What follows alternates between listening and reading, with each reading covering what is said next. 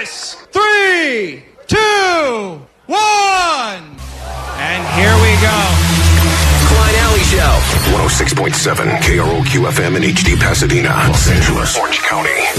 This is the world famous KROQ. Oh, hell yeah. Good morning and welcome to your Wednesday already. That feels great. Klein Alley Show, KROQ.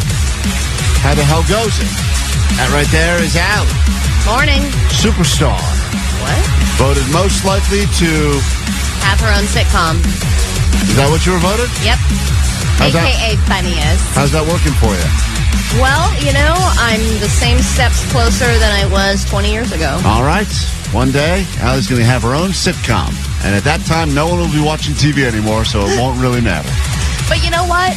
When there's somebody who's like, oh, they're kind of successful and they're funny, they should have their own show. It never goes well. No, never does. You have to find the no-name people and the hodgepodge, put them together, and then all of a sudden it's a smash hit. I was talking about the fact that Whitney Cummings went to my high school back in D.C., and she was just a quiet little wallflower. I said, that loser's going nowhere fast. And I now, was an annoying non-wallflower that really wanted to be. Look at her. Big superstar now, huh? She's all over the place. There's a DJ... Omar Khan. What's up, Omar? Did you forget my name? What the hell happened there? Just choking. I think I'm getting, there's some new highly contagious COVID that's going around. I've heard about it, yeah. I think it hit me hard. Oh, congratulations. Thank you. Cool. Glad we're in the same room. Yeah, I don't know. I'm fighting something off. I've been fighting something now for a few days, but, you know. A few years? I've been fighting something now for probably 3 to 5 years. I don't know what it is, but it is definitely taking a toll on me. Most likely to die early. Yeah, that's what I got. I got the thing called early death. So that'll be hitting me at some point in the near future. He's such a morbid yearbook. That's James the Nerd over there. What up, Jake the Nerd? And in the back room, Postmaster Johnny and Vanessa. Oh, there's the cheeseburger. Thanks, buddy. Appreciate it. Today's the big day. Going to do the high-voltage food review of the Diddy burger. Anyone ever thought of eating a cheeseburger covered in applesauce? Probably not. Is that real applesauce or is that the man sauce? I think it's man sauce we're using. Okay, We're actually bringing a guy in from New York to finish in this cheeseburger. Perfect. Yeah, it's going to be the legitimate Diddy burger right there. Look at that. There's the combo. That's all we need. The question is who's going to put on the shock collar and give this thing a proper test later. Well, there's only one burger lover on the show that I can think of. Everyone loves burgers on the show. Yeah, but there's only one of us that puts them in their trunk and saves them for later. Oh! That was... Jake! That was for later that night. Jake's going to try the Diddy burger. Wow, that changes it all. Jake, I'm impressed. You know what, Jake? If we could find another shot collar between now and when we do the high voltage food review, I would do because I kind of am curious to see what this will taste like, I would be interested in doing a shared high voltage food review with you. Where you both eat each side at the same time? Well, I don't know if I go that far. All right, if there's a listener out there, rush to KROQ right now with that collar. We need a second one. If you're a dog trainer perhaps right now and you have an extra shot collar on you, we need it in the next 2 hours for the big high voltage food review. Good morning, we're Klein Alley Show, KROQ.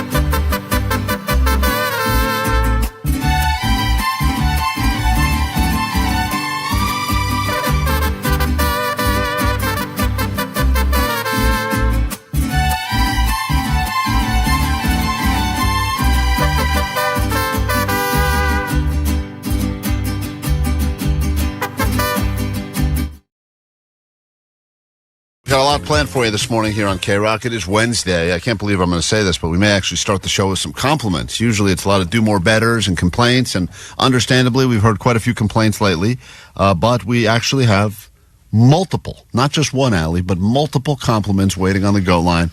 And usually the way a compliment works is it's like nice, nice, nice, and then we wait around long enough and they really give it to us. Or it's a compliment like, your neck isn't as thick as I thought it was. Right. And you're like, oh, well, yes. It's still not an attractive compliment. Or it's like, just this, you weren't as ugly as this is the greatest show ever. Anyway, keep it up, Seacrest. And we're like, we're not Seacrest, you mother effers. Right. But this one, I'll say we got two here, back to back. Both of them saying nice things about the show, which actually makes us feel, I don't know, warm inside maybe? And uncomfortable? Uncomfortable for sure. Klein and Allie, got to give a compliment to the show. You guys really don't acknowledge the great things you're doing for everyone's mental health that listens. Because when we listen to you complain about your spouses, your kids, your jobs, you make all of us feel much, much better about our lives. You definitely make me feel much better about my wife and kids and job. So thank you very much for taking one for the team, and keep up the good work.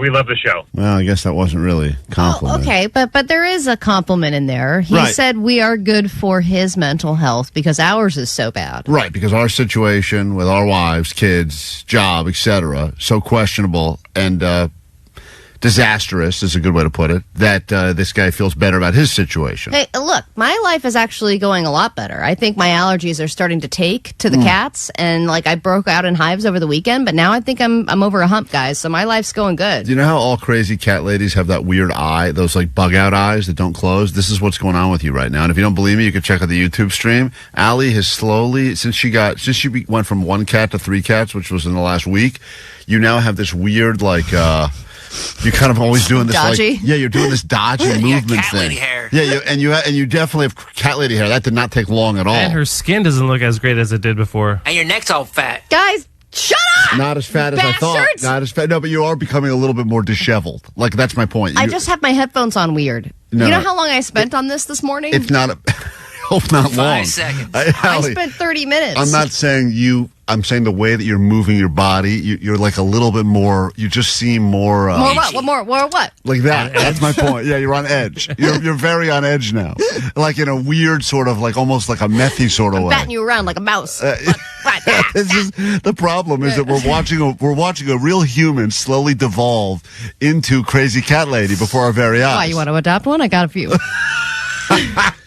This is not even funny because I'm watching it. It's so true how it's going to happen, and you're going to say you won't even know because you're going to be so deep in it that you won't even realize to say to us, you guys were right. I've gone overboard. No. Everything's going really well. I think I'm convincing Nicole Alvarez to get a couple too. Oh my God. It's like a pyramid scheme. It's like a Ponzi scheme with kittens. KROQ is going to be the station for cat ladies. Oh, Jesus Christ. And by the way, you're coming next, Megan. Someone pointed out on the text line just now, and I think they're right. Klein doesn't have COVID. He's developing horrible allergies because I am allergic to cats, and Allie's coming in here covered in this fur, this cat fur. It's no. It's messing me up. I do a once-over every morning with my lint roller. But Allie's allergic too.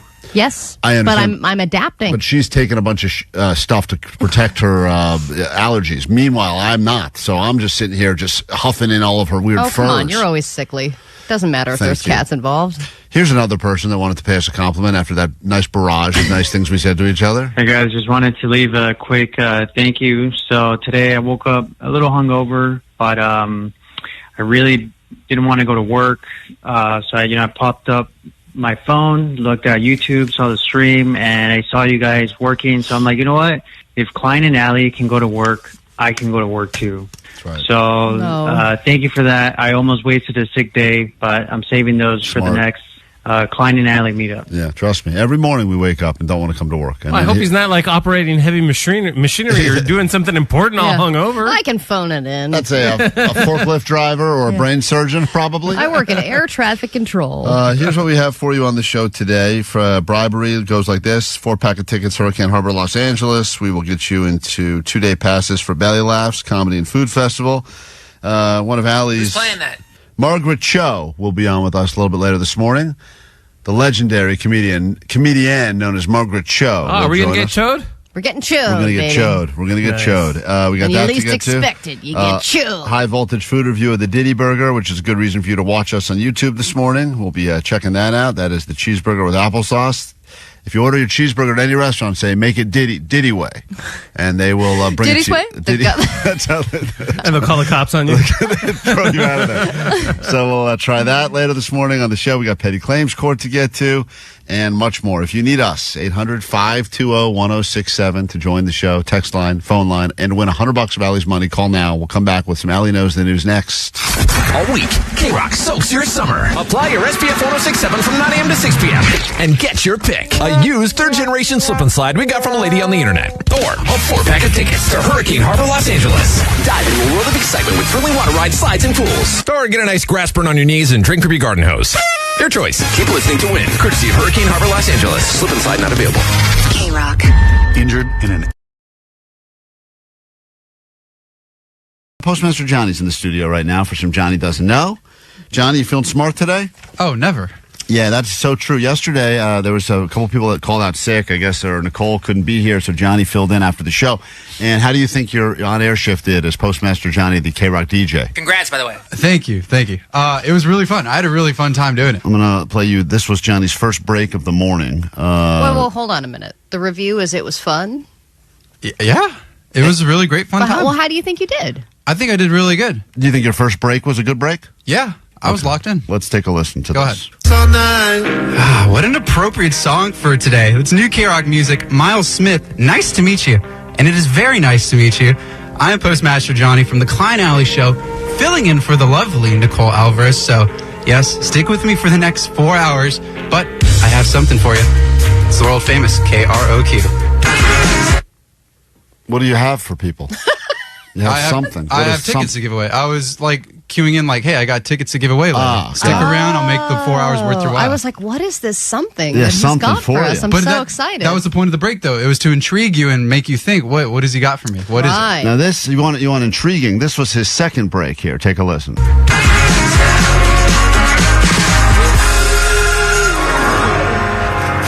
my life into pieces. You just weren't there at all.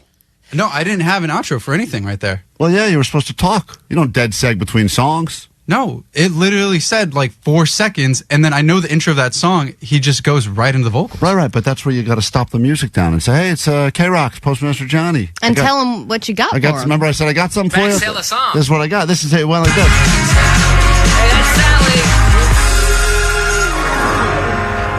Cut my life into pieces. Boom. Yeah. All I right. couldn't disrupt the flow. Economy of words. I couldn't disrupt the flow. That's good.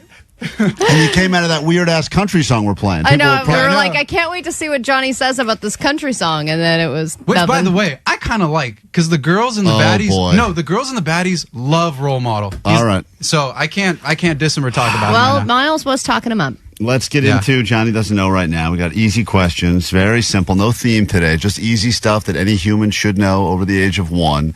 Will Johnny know these answers? All you got to do is predict yes or no. And what do we have? Let's see here. For everyone who gets theirs right, you'll have a chance to win yourself a pair of tickets to Shane Wang, Bank of America Performing Arts Center, Thousand Oaks on September 13th. You'll laugh all night, and you'll probably start laughing right now at Postmaster Johnny. So here we go. Johnny doesn't know. Big duty. Oh, Johnny doesn't know. Why are you laughing? Johnny doesn't know. Johnny doesn't know. I'm not a soccer guy.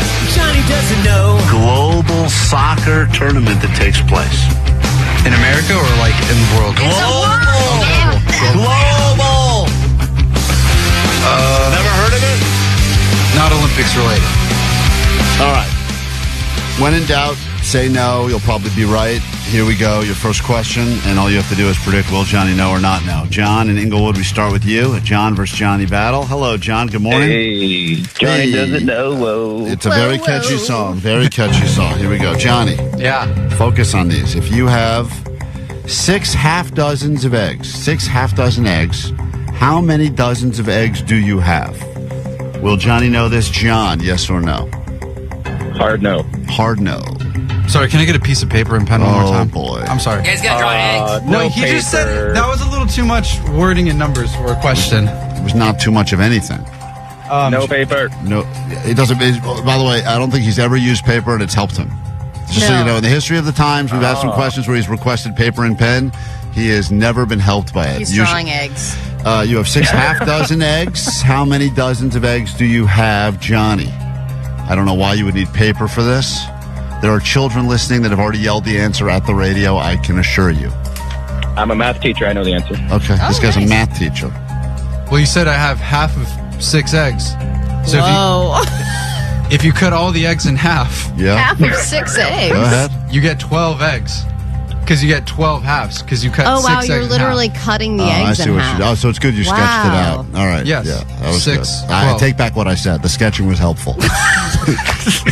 So your answer, if you have 6 half dozen eggs, how many dozen eggs do you have? Your answer is 12. 12. 12 dozen eggs. You've made more eggs, yeah. Okay. You cut them in half. God damn, that is so wrong for so many reasons. Yeah. Johnny, you would have 3 Dozen. 12. dozen. What, huh? 3 dozen? Yeah. So that's how much? 36. John, hold on 1 second. You, he didn't. John, hold on. You're going way too fast. Slow down. Hold on, slow down. This guy's a math Yelling teacher. numbers. You're not confused. Yeah. Hey, John, as a math teacher, can I ask you a question? Like, at what age should a person know that pretty confidently? Oh, I would say probably like second, third. Second or third grade. Yeah. Yeah. Okay, that's what I Day of life or I think I actually stole this question from one of my kids' homework assignments. Did you really? Yeah. Did it stump you or you got it? No, I got it, but I knew Johnny wouldn't. All right, moving on. Hold on, Johnny. Congratulations. Johnny Thank you. doesn't know.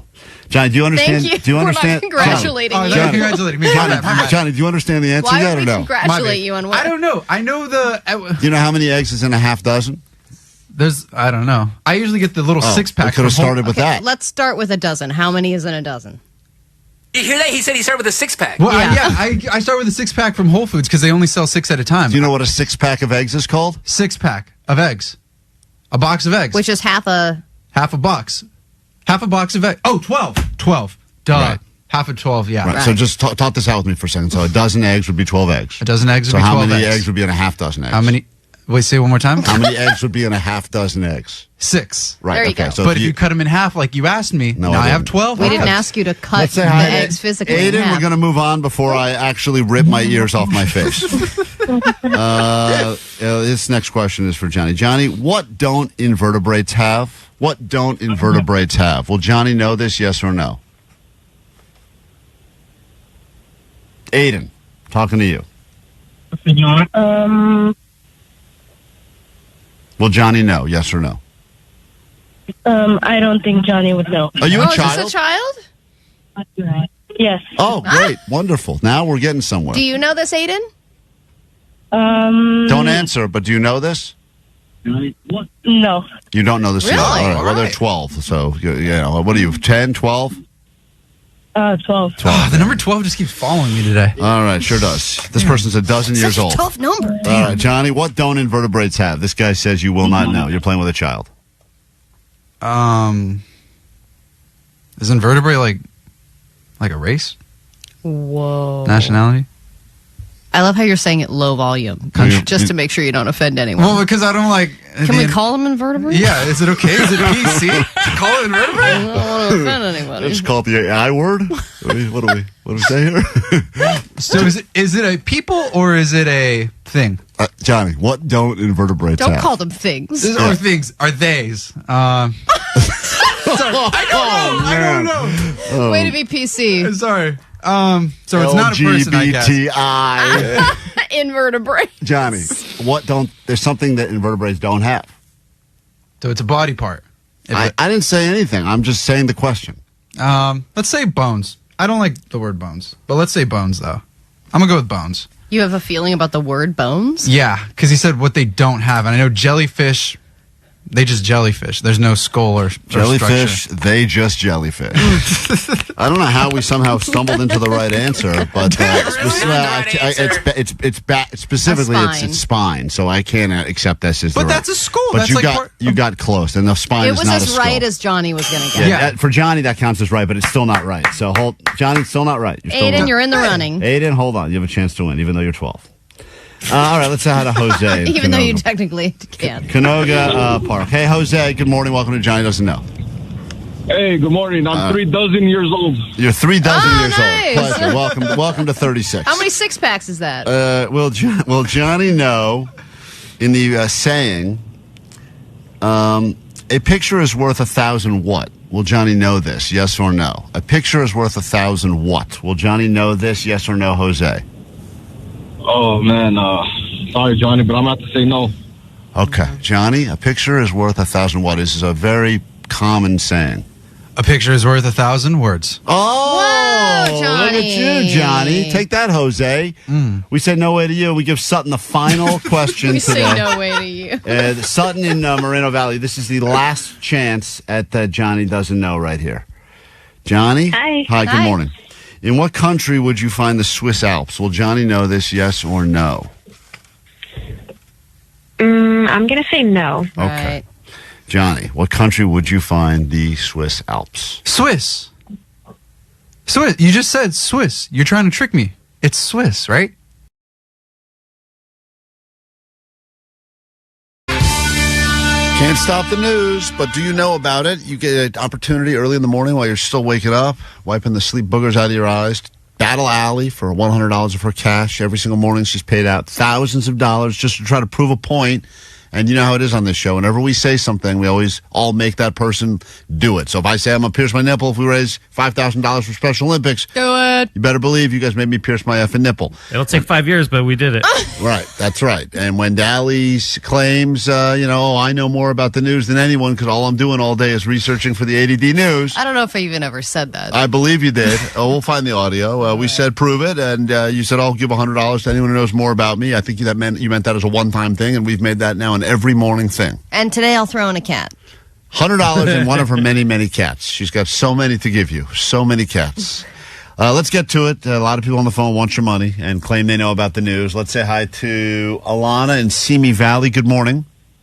Good morning. Hopefully you're smart, or at least smarter than Allie. We've got 5 questions here. The news is constantly changing, always evolving. Allie will leave the KROQ studios. As she walks out of here, your 5 questions will begin. She'll be sequestered. She will not hear these. Then you get your ass back in here, and she gets a chance to try to beat you. Ties go to the house. Your round of Allie Knows the News starts right now. Allie knows the news. All right, a new low-cost airline will change the way that seats look in 2026. They will suck so much more. Why will the new airline have the suckiest seats ever?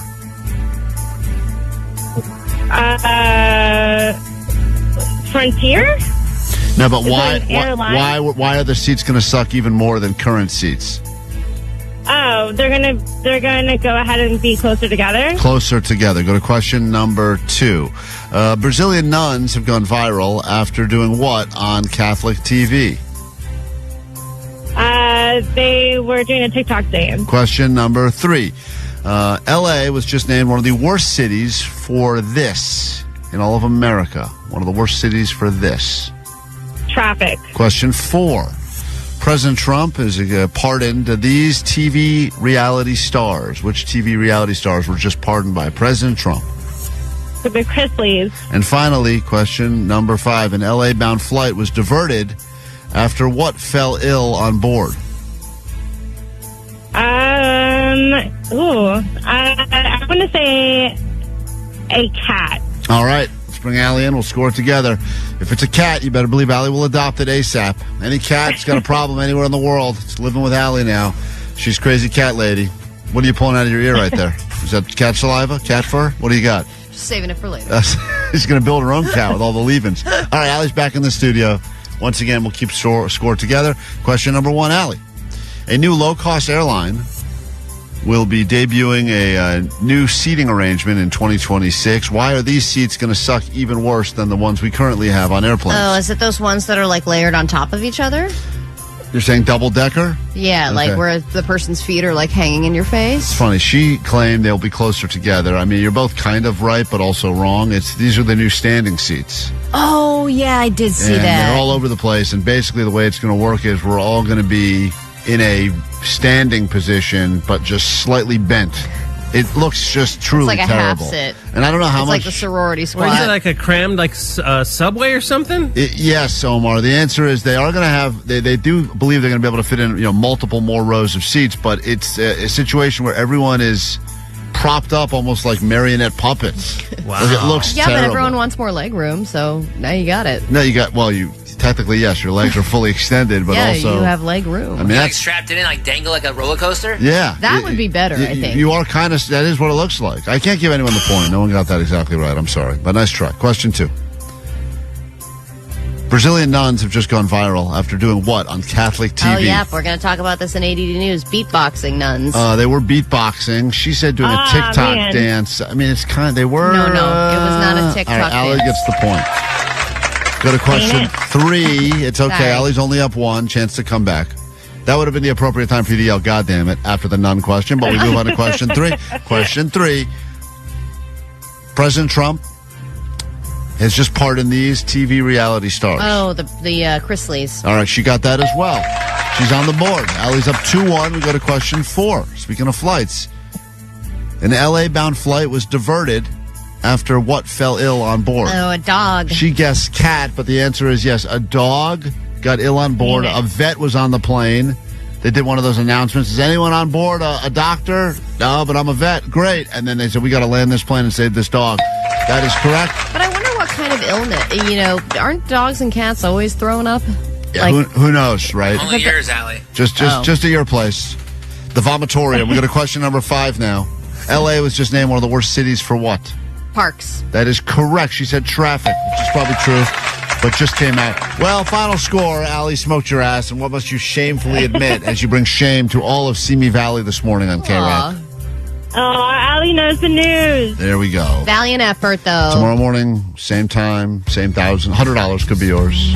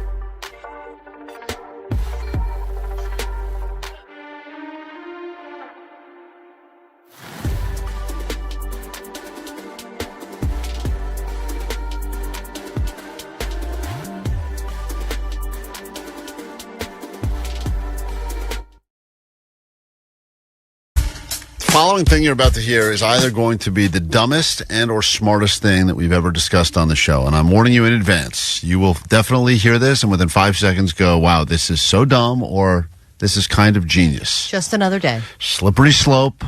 But as some people are attempting to organize their lives as we head into summer, only a few days left of May. Goodbye, May Gray. Hello, June Gloom. And then summer is here. Some people are still behind or in the process of the spring cleaning / spring organization. Mm-hmm. And a few years back, it was Marie Kondo that told everyone, if it doesn't spark joy, throw it out. And she was this whole declutter movement. Let's all become minimalists. I remember one time getting home, there was 9 boxes that were delivered from Amazon. And the first box was a book that my wife had ordered on minimalism.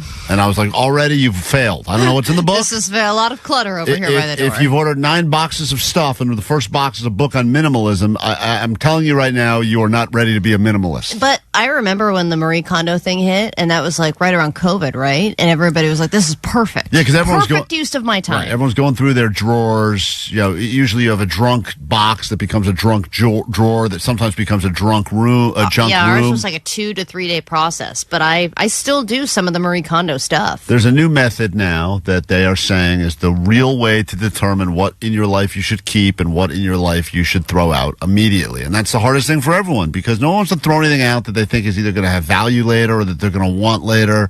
Or you got that old Halloween costume you're holding on to because eventually you'll be invited to some sort of a theme party and you're like, I'm not going to go out and buy a new cowboy hat. No, Just I'm keep not going this to thing. throw away my banana split costume. And anyone who had that one you should chuck because it was stupid to begin with. No, it's always a hit. Never a Banana at a party is always a hit. Never been a hit. Yes, it is. Never Everyone once. wants to dance with the banana. But I understand why all the people that for years were holding on to whatever their Halloween costume was finally are like, oh, God, country's back.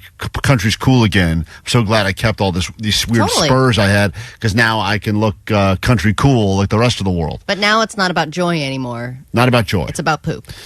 There's a new method. It's called the poop method. And the way this works is as follows. If you have an item at your place and that item were to somehow be covered in poop, would you keep it or would you immediately throw it out? And that is the question you're supposed to ask yourself because certain things, if you get poo on them, you go, that's it. Those go right in the trash. Yeah, but if you think about daily objects, like my toothbrush or my box of Q-tips, if those were covered in poop, I would probably just throw them out. But then I would have to get new ones because I need them. So you can't do it with those things. You need to do it with like storage and things that are sentimental. And also like clothing and other stuff that you just keep because you feel like I should keep it. And the question is, if somehow you were to realize that a dog or potentially lots of crazy cats, Allie, pooped all over your stuff, would you wash it, clean it, or would you say this is trash? Now, my feeling is once it gets poop on it, and I've said this, which I bought, especially if it's fabric, like you have to take into account the material. Guys, everything already has poop on it. I don't know why we're even having this conversation. No, maybe at your house, but that's not the case. No, everyone's toothbrush already has poop on it because it's sitting in the bathroom. I was showing Allie this method, and Everyone's phone has poop on it. Allie's response when I said if your stuff has poop on it, would you keep it or chuck it? Allie's response was, I would keep everything I currently have, and it wouldn't matter because it already. Klein's response was, I would have no more possessions. I would have nothing left. Every single thing in my life would be in the trash immediately. I've worn shoes before. Accidentally stepped in a little dog crap. I'd take the shoe right off and leave it where the dog crap is and move on. You're a bit of a dainty boy.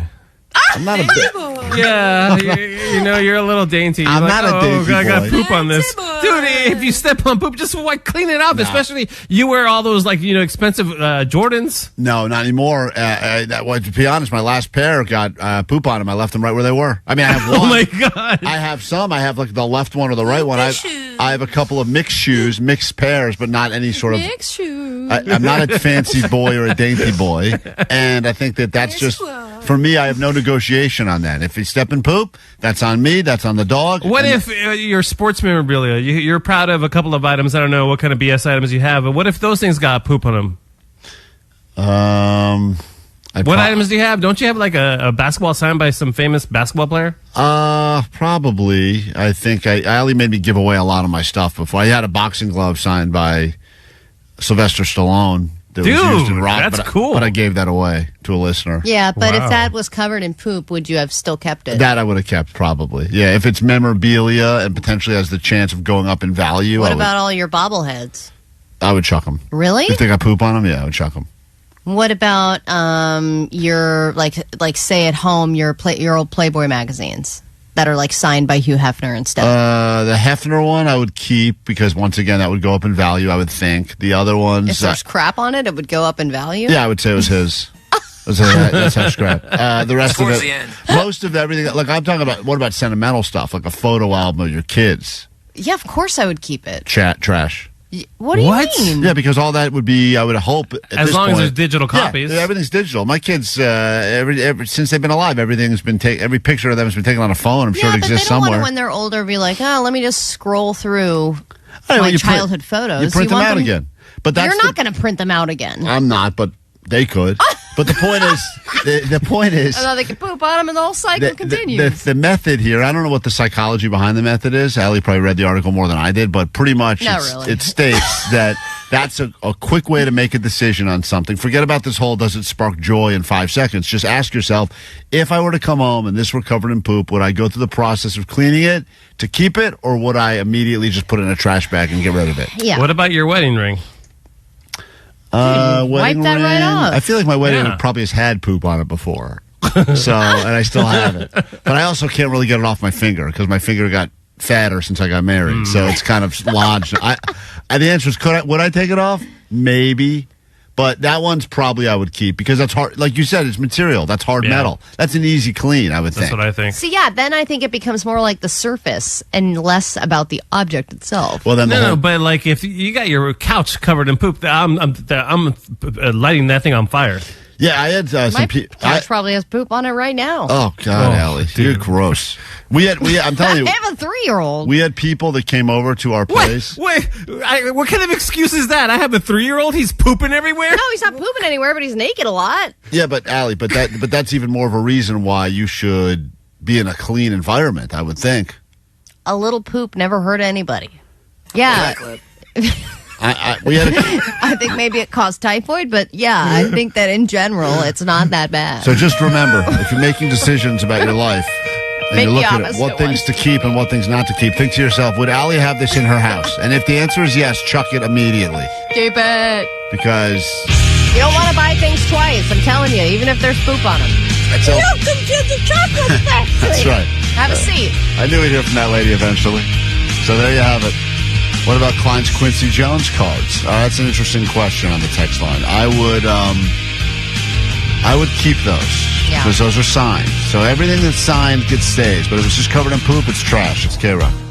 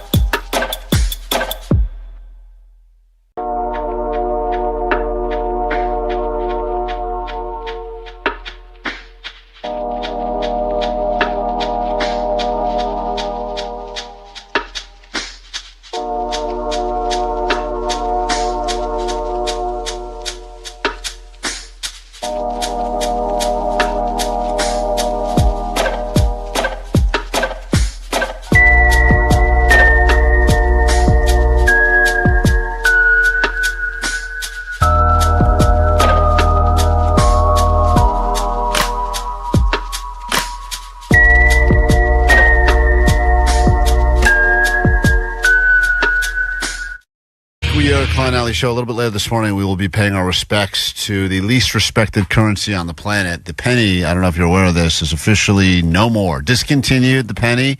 Inflation has gotten too high, and the U.S. now loses money every time they make a penny. And let's be honest, how often do you even, unless you're El Cheapo, how often are you stopping to pick up a penny? How often are people using pennies? Usually they sit in a jar somewhere in your place, and eventually you just throw them out because they get annoying to move around. Yeah. I mean, it used to be that the penny was so valuable, a lot of catchphrases and sayings were based on pennies. I mean, if you were cheap, you were a penny pincher, take a penny, leave a penny saved is a penny earned. Right. All that stuff now goes out the window because I think it costs now 3 cents to make a penny. The new expression is a penny saved, who cares? And that's not nearly as catchy, but people are saying it. As a result, they've decided goodbye penny. And a little bit later this morning, we'll play some of these tributes people have left on the GOAT line. It's not too late to get yours in if you'd like to pay respects to the world's least respected currency. Because I do believe that if you think back your life, at some point, the penny potentially did save your ass or lead to something that was an amazing story that we can share today as we celebrate the life and death of the penny. And you would think, who cares? It's just a penny. Who could possibly have a good penny-related story?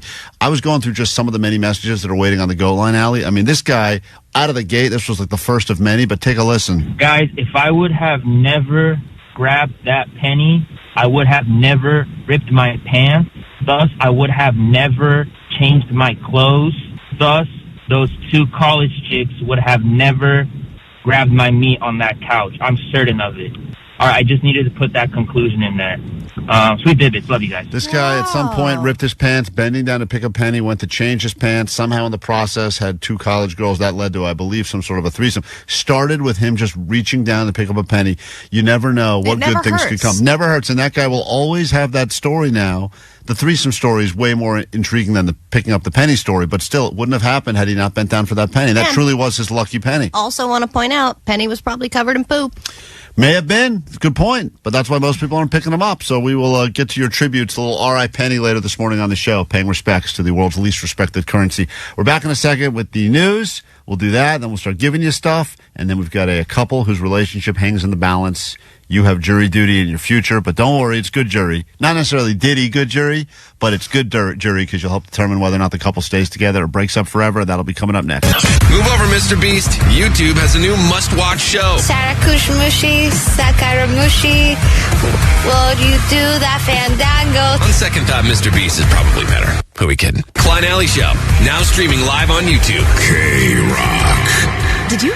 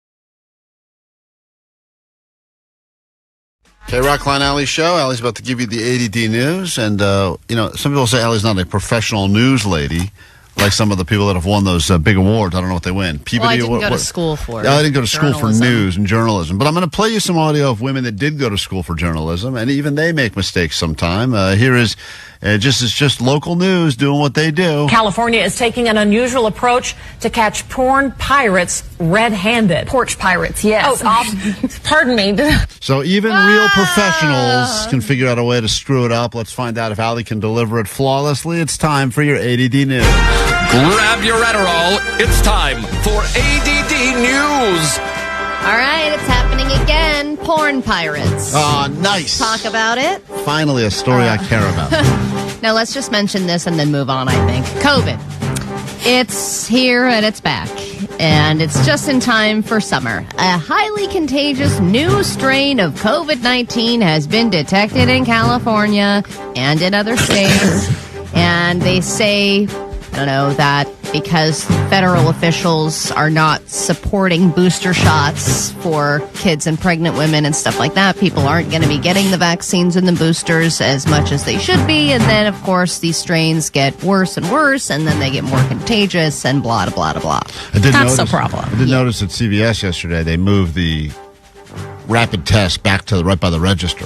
Sometimes those are nowhere to be seen. That is telling where the rapid test is located. Yeah. I would imagine once they get enough people to come in during the day and go, hey, you got any of those COVID tests floating around? They start going, all right, pull them from the back and put them out by the register again. Yeah, just by demand. But I also don't... I was telling Katie one of the last times that we thought we had COVID and tested and stuff. She was like, I don't want to test anymore. And I was like, yeah, but it's important. And she was like, but it's not. Right. And she's right. And she's you're like, both and right. then we do it. And then it's like, oh, I have COVID. I have to, notify people. I have to quarantine. Like, are we still going to do all that? A lot of the time, it's similar to a cold or a bad cold. And what do we do when we have colds? We just go about our lives. In honor of the resurgence of the new strain of COVID, we've reposted a picture up on our Instagram. I think it's in our story of the time that Allie and I both caught COVID by licking the Super Bowl trophy, the Vince Lombardi trophy. After the Rams won the Super Bowl, it was the first time I think we both caught COVID, and it was the best way to catch COVID, by licking a Super Bowl trophy. But still, that turned out to be a real super spreader event for us, and you can see that picture. It's up on our Instagram at Klein Alley Show right now. Enjoy it while you can. All right, let's talk about these viral beatboxing nuns. Yesterday I told you about, we talked about the world's oldest nun, and now we're talking about some viral beatboxing nuns because, it's not enough to be a regular nun anymore, especially now that we have a new pope. You got to stand out. And these Brazilian nuns were on Catholic TV. They were talking about the Lord. They decided to break out into song, which often happens when you've got the Lord in your soul.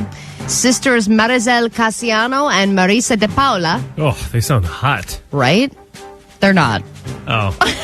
I just pictured, Brazilian nuns in bikinis. I know, right? No, they're still wearing the full-on, habit and everything like that. Okay. But they are awesome. And they, so one of them decides to start beatboxing, and then the other one starts, I guess as soon as the one starts beatboxing, the other one can't help but dance, and here's how it sounded.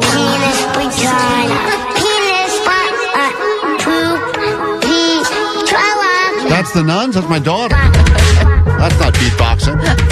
This is her. Isn't that crazy? That's the wrong song, guys. Yeah, That's your daughter's no nun. That's the penis No, pasta she's song. certainly She's not. definitely not a nun. This is the real thing.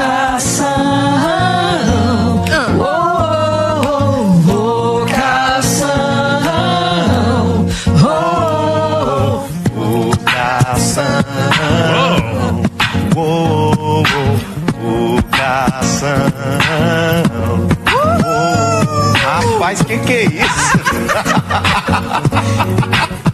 Isn't that amazing? If that guy hadn't been kind of ruining it with his crappy voice, it would have been so much better. You think all the nuns now are trying to show off so the new pope is pays attention? That's what I'm saying. You got to stand out as a nun now. You can't just be a nun. And I think that now's their time. They're like, all right, we got a new pope. Everyone's eye is on us.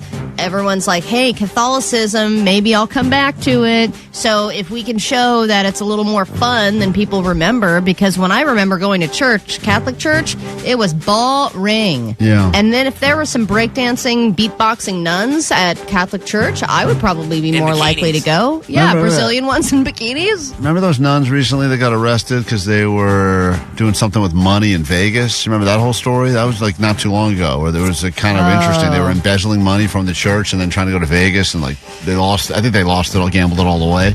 But I am interested in nuns and the news. I think we should be focusing more on nuns and the Totally, news. I agree.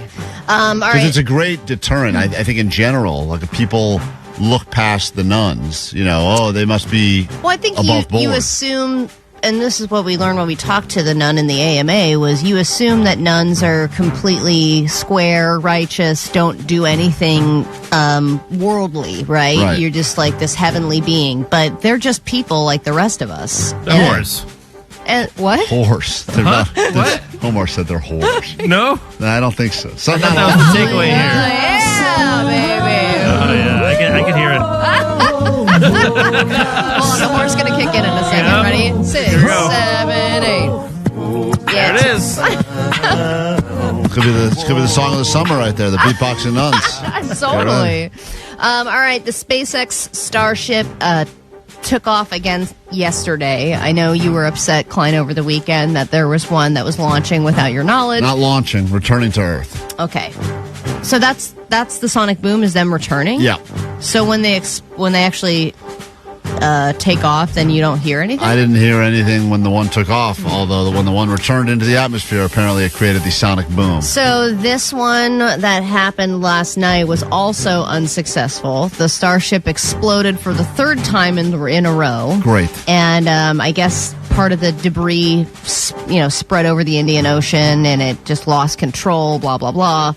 And Elon Musk is promising more frequent launches. Great. So Super. So it seems like I know that everyone that works at SpaceX is probably a lot smarter than we are, but if you're messing up something so many times, do you even keep trying, or do you go, you know what, I'm not good at this. Maybe I should put down this hobby and move on to something else. That's why the greats are the greats, because they don't quit as easily as we do. I guess with the space race, too, is like it wasn't going well for a long time and people were dying, and they were like, let's just keep going because we got to beat the Russians.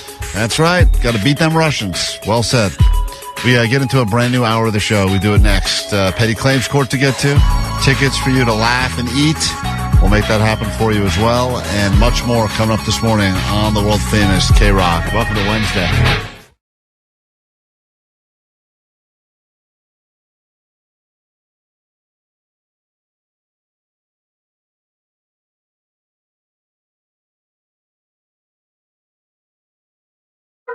Penis, vagina.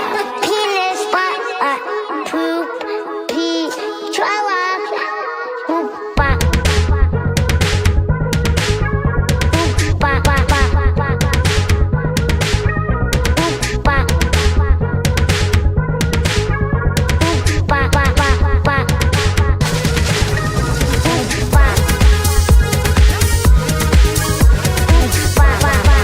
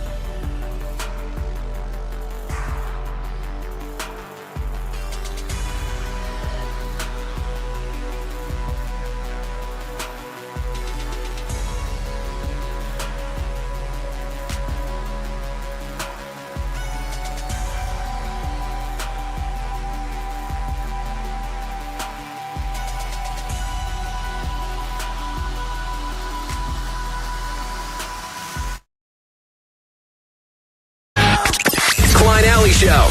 106.7 KROQ FM in HD Pasadena, Los Angeles, Orange County. This is the world famous KROQ. Good morning. Week is halfway done. Congratulations. Made it to Wednesday on KROQ, Klein Alley Shows. We're wrapping up the month of May, heading into June gloom. Woo! Make it worth your while this morning on KROQ. 4 tickets for you to go to Hurricane Harbor, Los Angeles, coming up at 9, and then every hour thereafter. Also got the lineup right here for a food festival / comedy festival. It'll be taking place called Belly Laughs, where funny meets flavor, July 12th and 13th. Tickets for that coming up later this morning, and Margaret Cho will be joining us. We will pay respects to the penny and some penny claims court to get to. Excuse me, some petty claims court to get to later this hour. Penny claims court is a very different segment. We got a lot of complaints. We get a lot of complaints from time to time about things that happen on the show.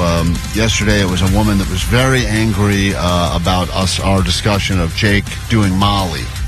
Remember, Jake tried Molly, and we talked about it, and woman He did called Molly with a lesbian and then got to make out with her. Yeah, we talked about it on the air, and the woman got upset because, kids were in the car, and I get it. And I don't think that this show is, I wouldn't call this show a family-friendly show.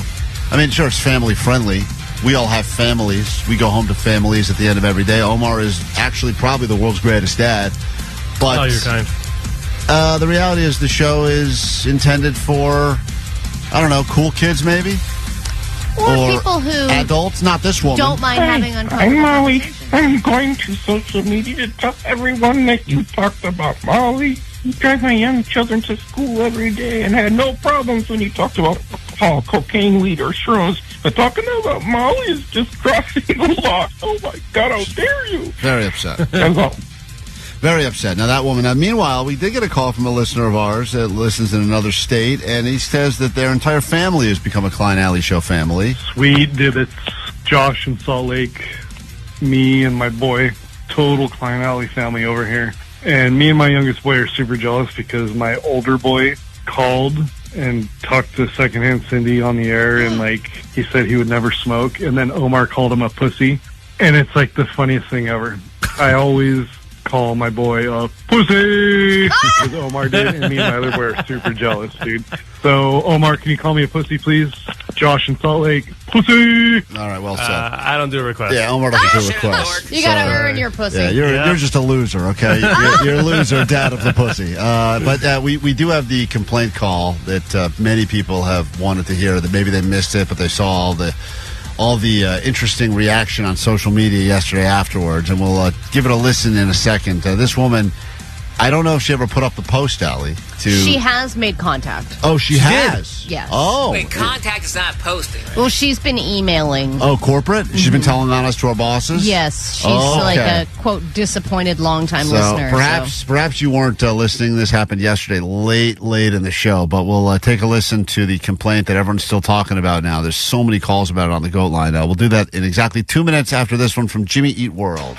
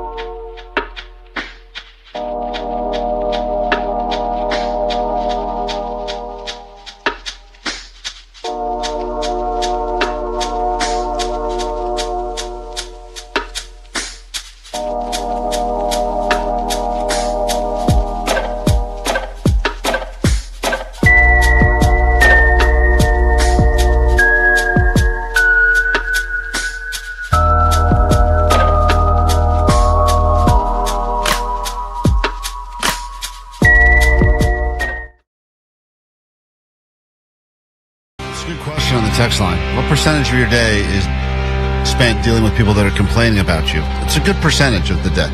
Because if it doesn't happen on the air live like it did yesterday, it happens after the fact, or we have to go to meetings about stuff, or the boss will say, hey, we got these emails about this. What are they talking about? Or please delete that entire episode and pretend it never happened. We got that recently and as well. if you really want to have a clear picture, the moment where Klein and I have to explain what we said on the air it's the worst. to then get that reaction is embarrassing every time. Yeah. And I just got another email about some sort of a BS meeting we have to have with the lawyers to go over some. Did you guys get that too, or is that just me? Oh. I got that yesterday. It was Wait, like the when is that? third and final warning. I don't know. I missed it, I guess. Vanessa, do you know when that is? We have to do something with the lawyers again? Get that. Oh, great. Yeah, but you said we had to have some kind of a meeting with the lawyers. Yeah, but I didn't get the calendar invite. Oh, you're so lucky. So I don't know. I want to be Vanessa. Switchies. I'm going to say I didn't get it either. Forget I just mentioned that. We'll I just didn't blame you. I didn't get it either. This guy gets it, and then we'll play this complaint call. But, I mean, this guy seems to at least understand what it is we do. We did it, Klein Alley Show. Good morning, Los Angeles. Net banger shout out. Listen, I heard you guys caught some bogus BS hate on the phone line yesterday. And although that legitimately was hilarious, I feel the need to set the record straight here because the truth is you guys are gold, as I love to say. You're so gold, in fact, that I tune in every single day from faraway Boston, Massachusetts, hashtag grow the show, because after a nationwide search on my part through literally dozens and dozens of stations and shows, I 100% believe you guys are the best in the business. This guy sounds like he's AI or something. He's saying such nice things that I don't believe it to be real. He is from Boston, though, so I assume... Sounds like a higher-up corporate who doesn't mean what he says. Right. It's right. It does feel you like... guys, the content is amazing. Right. I've looked at dozens of shows, and this one's decent. But thank you for defending us. I say that as a strangely huge fan of terrestrial radio, although I don't historically care for the morning zoo format in general, because most morning shows are tedious crap. But with Klein Alley, the bits are always so good. The crew is perfect. The show schedule is smart. He's got to be Am I in the fake. meeting already? It feels like we're in a meeting. This is not good. Anyway, the guy originally called to defend us because yesterday we received this call in the middle of the show. Perhaps you missed it. It was a woman who was very upset after hearing about Jake's date with the lesbian and the drugs. And I know that some people are in the process of dropping their kids off at school right now. And I recommend you turn it up, because I think that this will teach them a very valuable lesson about life and dating in the year 2025. And here's what happened yesterday. Hi, I was just listening to KROQ right now, and they were talking about how one of them went on a date, and she gave him Molly, and it was a fantastic drug, and it was a great date, and I have my kids in the car, and I had to change it real quick. He's going to junior high, and he just heard taking fucking Molly drugs is a great time, and it gives you a great feeling, and he had a great date because of it, and they started kissing after they took Molly because it made him feel good. So I don't appreciate on the radio saying how taking drugs is cool and it gives you a good feeling. Is this a complaint call? Yes. Oh, I got to transfer you to that department. I don't handle complaints. Hold on one second, okay? I'm sorry. Hold on. Okay.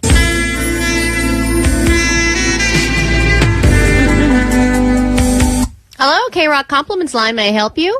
Okay, you're the third person I've spoken to, and you just said compliments line, but where are the complaint lines?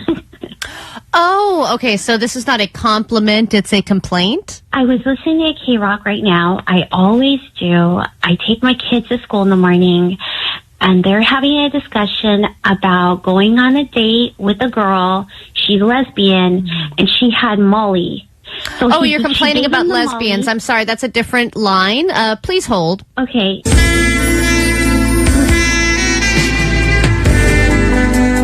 KROQ, this is the compliance line. What's your issue? She's passing me back and forth. Now I'm talking to you again. I've never spoken to you. I just started here about 3 minutes ago. Oh, I'm talking. I have a complaint. Oh, complaint. Got it. Hold on one second.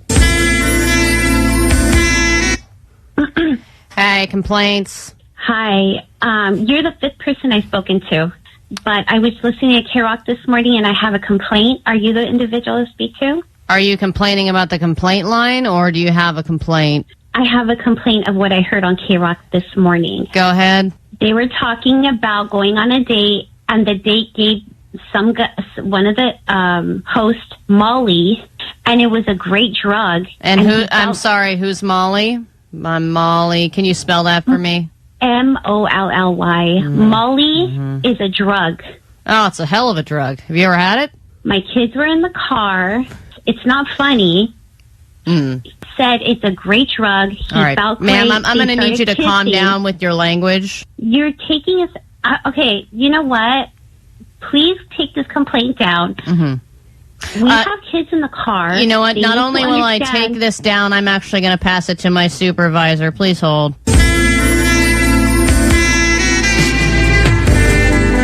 Supervisor. And what's your name? Supervisor Steve. Okay, I'm going to post this on social, Supervisor Steve, because I'm getting f***ed around and getting passed around. So you guys either, or I'm going to blast you on social media. So you guys are f***ing me around, passing me to each other. I don't know what you're referring to. This is the first time I've heard about this. No, you said you got on. So what's your name? Supervisor Steve. Okay. Is there a complaint? Someone says here, passed along a note that you have an issue with a girl named Molly, and I'm trying to figure out what's going on. Is it a girl? Molly can be a girl. They were talking about drugs this morning on live radio. No. They were talking about Molly. Taking Molly is a fantastic drug. Don't do it. I'm going to post you guys on social if you guys keep f***ing around with me and passing me to each other. Let me put you through to our social media department. They can help you with that post. Hold on, please.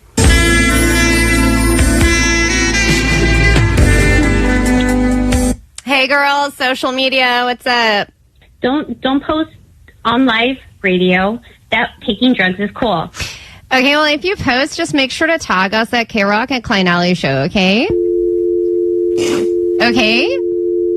Molly? Bitch. All week, KROQ soaks your summer. Apply your SPF 1067 from 9 a.m. to 6 p.m. and get your pick. A used third-generation slip and slide we got from a lady on the internet. Or a 4-pack of tickets to Hurricane Harbor, Los Angeles. Dive into a world of excitement with thrilling water rides, slides, and pools. Or get a nice grass burn on your knees and drink from your garden hose. Your choice. Keep listening to win. Courtesy of Hurricane Harbor, Los Angeles. Slip and slide not available. KROQ.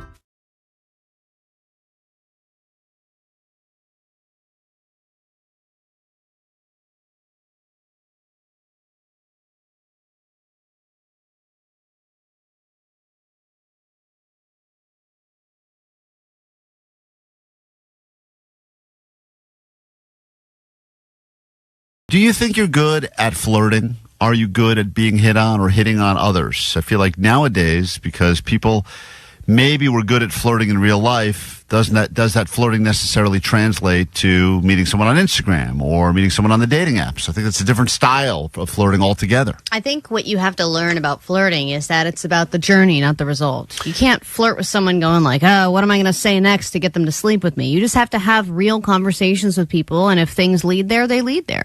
But then also, you do want to think about what is the game plan, because if not, you're just wasting a lot of your time having a conversation with another, quote, friend, and who needs that, right? Well, if you're having a good conversation, it's not a waste of time. I'm sure Johnny the Rizmaster would tell you the same thing. He's all just about connection, right, Johnny? Over the next few days, we're each going to have an opportunity to flirt with a AI robot. Now, this is something that has been put together through Tinder. It is a simulation that allows you to meet someone, simulate exactly how that conversation would go if you were to meet them in real life, and then it lets you know at the end of the conversation, how'd you do? Would you have actually gotten a date with this person? Yeah, you have to practice picking people up So- before you actually get in the game. Allie's going to go first. Now, you don't get to pick who the person, you don't get to really pick anything. I think you just It get, gives you an AI attractive person, Right. and a scenario.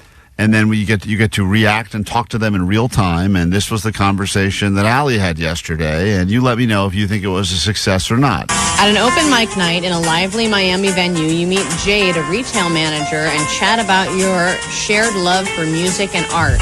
So they kind of give you the setup already, so you're not going in completely blind. You met someone named Jade, and you're at an open mic night, and you both she loves music and art. So that's kind of your setup, and then you have to figure out within, you don't have time to think about it right away. Now the conversation begins. It's happening. And you are interacting with AI technology, but it will give you a legitimate answer as to how you did. She's from Miami. She's 32. And we're at an open mic night. All right, let's go. Was she hot, Jade? I mean, AI hot. Oh, she was AI hot? Yeah. Did you get nervous a little bit, even though you knew she wasn't real? No. You weren't nervous at all? No. Why would I get nervous from an AI simulation? Well, you don't want to find out your flirting game is terrible. I mean, I did feel a little bit like, okay, whoa. Let me dig back into the archives of flirting because I haven't had to do that in many years. Oh, this place? It's got mad energy, right? I love seeing all the local talent. So what kind of music are you into? You think she meant talent like chicks? Love all the local talent. I love this local talent. Why don't you turn around for me, talent? Let me see the rest of your talents. I think she's talking about the music, right? Probably. Yeah, and I mean... I love seeing all the local talent. So what kind of music are you into? I gotta say, I got a soft spot for those indie acoustic sets, you know? She's kind of like you already. She like asked the question, but then doesn't stop. You know what I mean? Like she asked the question, but then keeps going still. And she's so like me because she said this venue has mad energy. Yeah, the two of you already are hitting it off.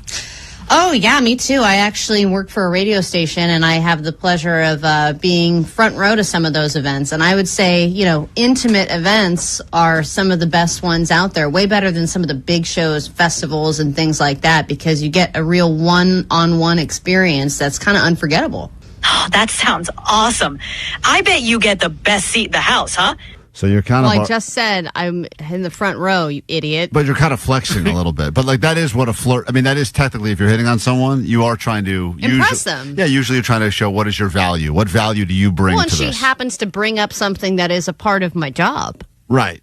Yeah, you must have... Right. She says, yeah, you go to these shows a lot, and you're like, hey, lucky me. Yeah, not only do I go to the shows, I got great seats. I bet you get the best seat in the house, huh? You're totally right about those smaller shows. Up close and personal, you can actually feel the music, right? So tell me, what's Speaking the of wildest feeling. Yeah, well, I don't think... It's funny because she has that kind of that like... They made her sound like a lesbian, didn't they? Yeah, she does have a lesbian voice, but it's also kind of a raspy, you know, she got kind of, even though she's a robot, it is kind of a flirty tone to her, the way that she's delivering. You can actually feel the music, right? So tell me, what's the wildest concert moment you've ever had? When I told the Black Keys, what'd you say, the Black Keys? I said, was that stupid pep talk you gave them? Do a good job, I know you will. Do a good job, I know you will. Is that the wildest? Well, I interviewed this band called Wet Leg. And I asked him a question that still hasn't ended yet. What's the wildest concert moment you've ever had?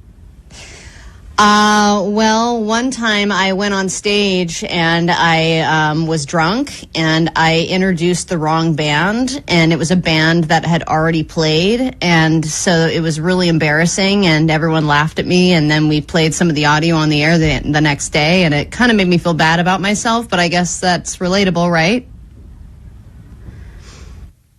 Yep. That got real quiet. Yeah. Just ghosted you? She kind She of... didn't ghost me. She talked. I think the AI takes up a minute to process Allie's story, and so it's the So, is it real or not? Like, there's no way that could happen in real life? Right. Like, this woman's got to be lying right now. But I guess that's relatable, right? Why do I Oh, sound wow, that's a wild night. We all have those moments, right? We all have those moments. She's trying to make you feel calm, but it does feel kind of desperate. You sound very desperate. Yeah, I think I sounded thirsty at the end. Yeah, like, yeah. that's relatable, right? Right. You know, you're right. But I guess that's relatable, right? Oh, wow, that's a wild night. We all have those moments, right? It's part of the fun. Keeps life interesting. Some real unforgettable memories. And hey, at least you can laugh about it now, right? So, what's the next big event you're planning to check out? Well, really want to do something for our producer's birthday because we're all convinced that she's a child. Interesting, Allie, that you went with this angle and not the obvious one, which is you're going to Coachella in a few weeks. Like, that seems like that would have been the answer. If you were really trying to hit on this woman, Yeah. you would have used the biggest flex there is, which is, well, Coachella. That's where I'm going. And instead, you went with this. Well, really want to do something for our producer's birthday because we're all convinced that she's a child and her birthday's on May the 4th. So we wanted to do kind of a Cinco de Mayo / children's birthday party. But we're always doing events. We did an event in Big Bear where the host of the show that I'm on, he got frosted tips and now he has to pierce his nipple.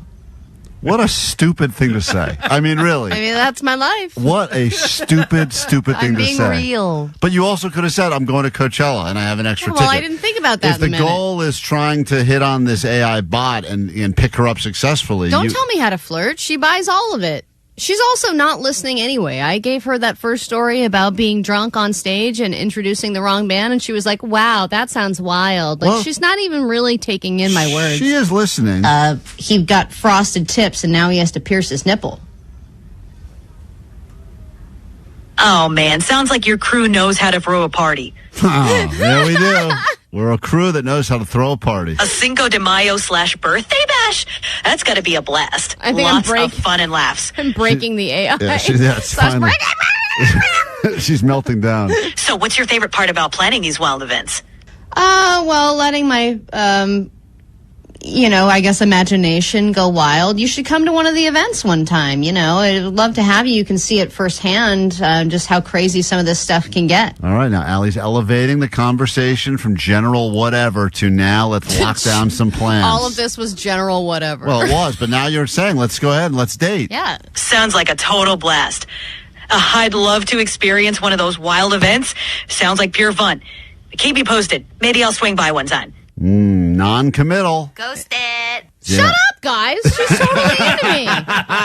She didn't say that's great, I'll be there. She said, keep me posted. I'll keep you ghosted. Yeah, Vanessa, you know that. I mean, even Allie getting rejected by the robot is sad. Keep me posted. Maybe I'll swing by one time. How can I All right, well, you sound like a dyke, so I'm sure we'll enjoy ourselves. I'll scissor your timbers.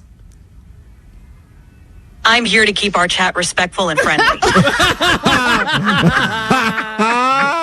She rejected you real quick there. Allie.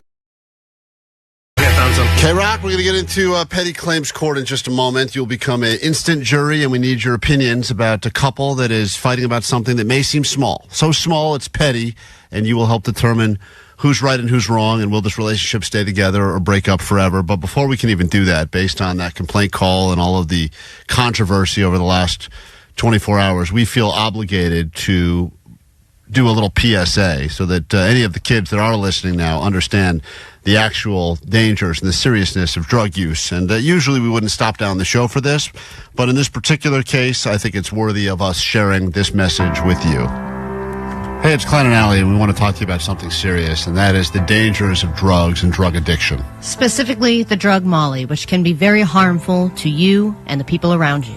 We don't think it's something that you should dabble in, although this mom clearly disagrees. Taking f***ing Molly drugs is a great time, and it gives you a great feeling. We may joke on the show, but it's no joking matter. Drugs are bad, unless you're this lady. Taking drugs is cool, and it gives you a good feeling. So if this is your mom... He had a great date because of it, and they started kissing after they took Molly because it made him feel good. You should seek help, because clearly you are addicted to Molly.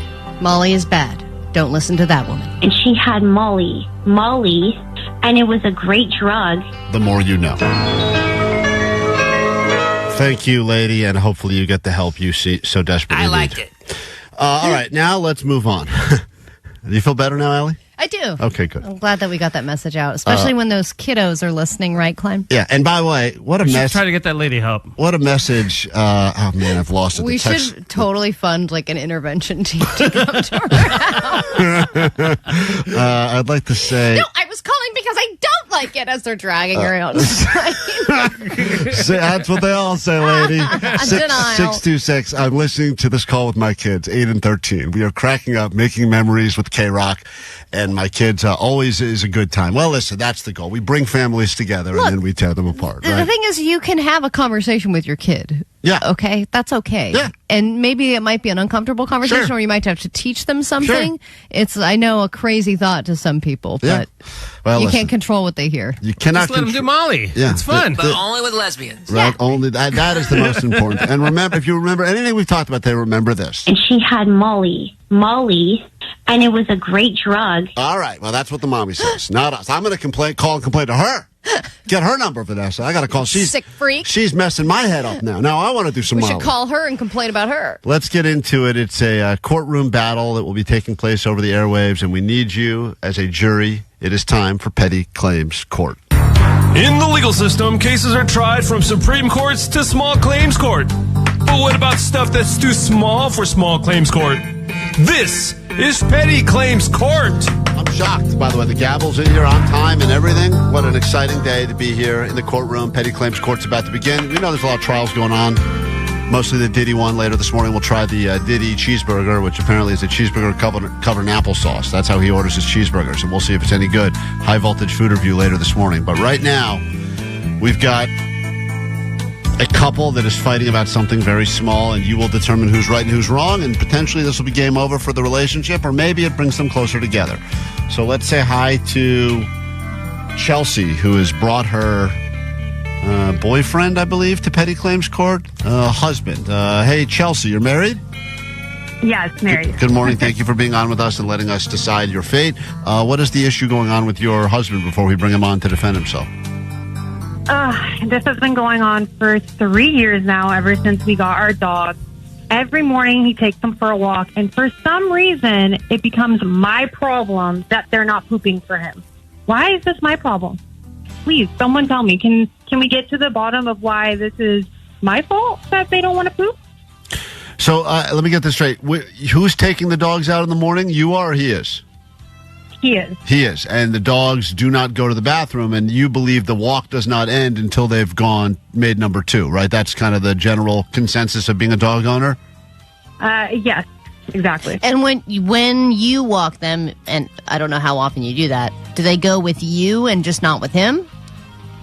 I mean, I go every night, and they seem to go poop every night with me, so I have no issues.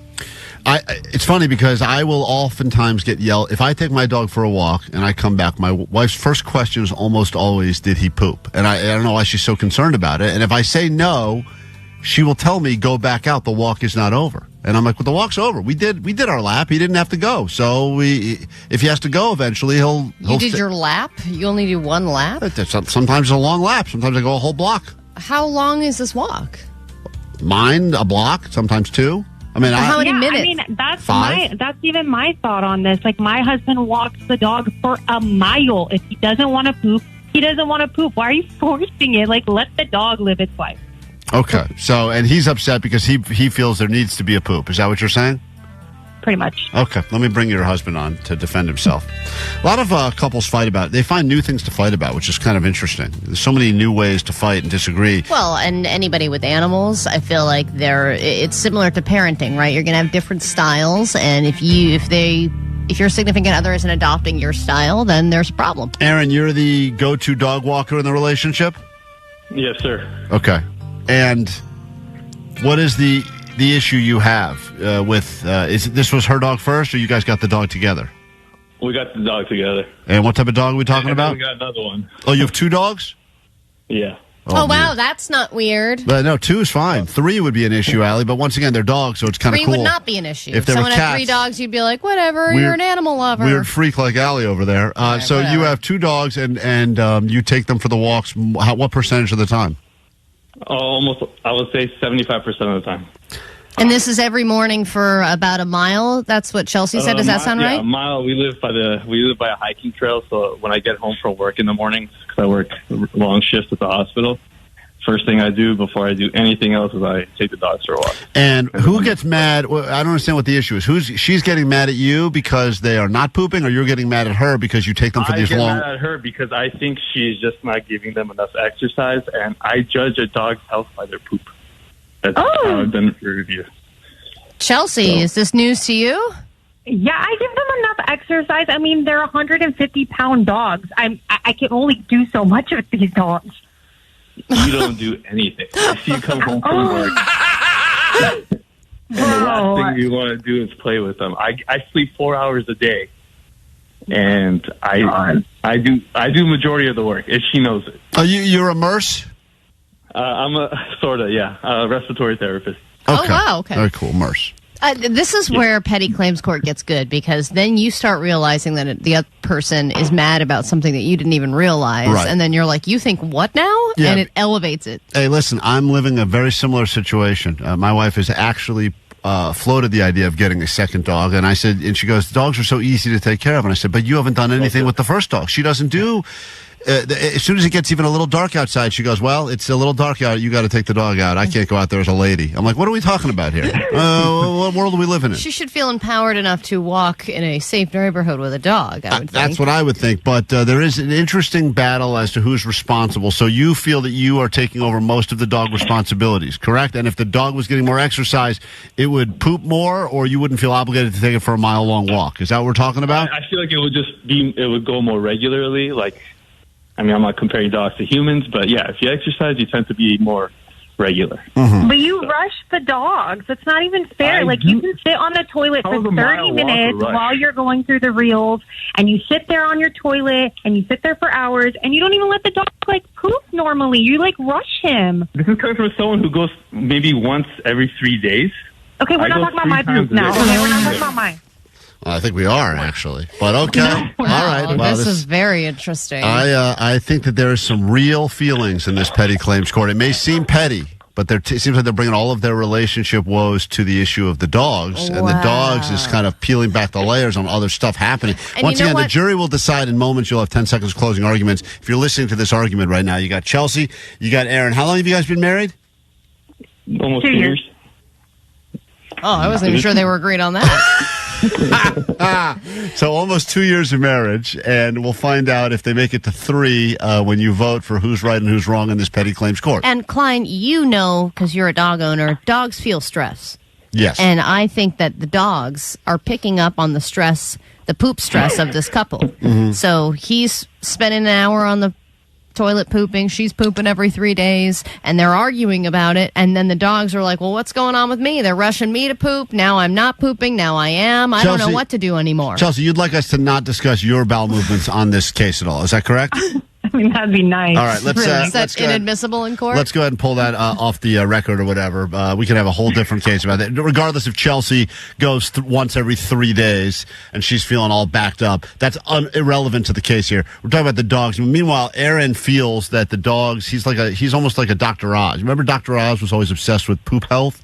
He believes that the only way to tell if a dog is healthy is based on their poop habits. And this guy's walking the dogs after working overnight shifts as a male nurse at the hospital. And the dogs are not going after a mile-long walk. He thinks that's an indication they're not getting any exercise during the day. The text line is already heated about this. Yeah, 831 said, I am literally wiping my dogs from their morning walk right now. What time are the dogs going out? Because this could be a timing issue. Dogs are very regular. Yes. They need to crap at the same time every single day. A lot of times they need to eat their breakfast, then crap. So is there an issue with the schedule? Is it consistent?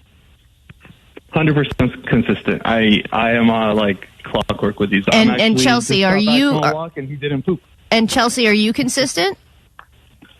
With the walks and the feeding, yes. How about with your poops, Chelsea? That's back in the case now. We're not talking about that. Okay, here's the thing. How much fiber are you getting, Chelsea? Dogs have a way of knowing when you're in a hurry to go somewhere, when you need them to go to the bathroom, like before you're getting on a plane or whatever it is. We're late for dinner. We got to take the dog out first. They can feel that anxiety and they feel rushed. They feel it, and they know when you're watching them going, I need you to poop, and they will do that thing where they sniff. They're about to get in the position, then something distracts them, and they go, I forgot what I was doing, and then they move on. They'll investigate a spot for a while. Yeah, and then walk away. It's frustrating. It's so frustrating. The amount of time I spend waiting for my dog to poop does feel like it's never ending. And so this is an interesting battle. And once again, if you're just joining us, we need you to vote. You'll be a jury right now. The first 100 votes will determine who's right and who's wrong. But you will each get 10 more seconds to make your case to try to go ahead and curry some favor with the jury. Chelsea, you get to go first since you brought your husband here to Petty Claims Court. 10 seconds to make your case one more time for the voting jury. Go ahead.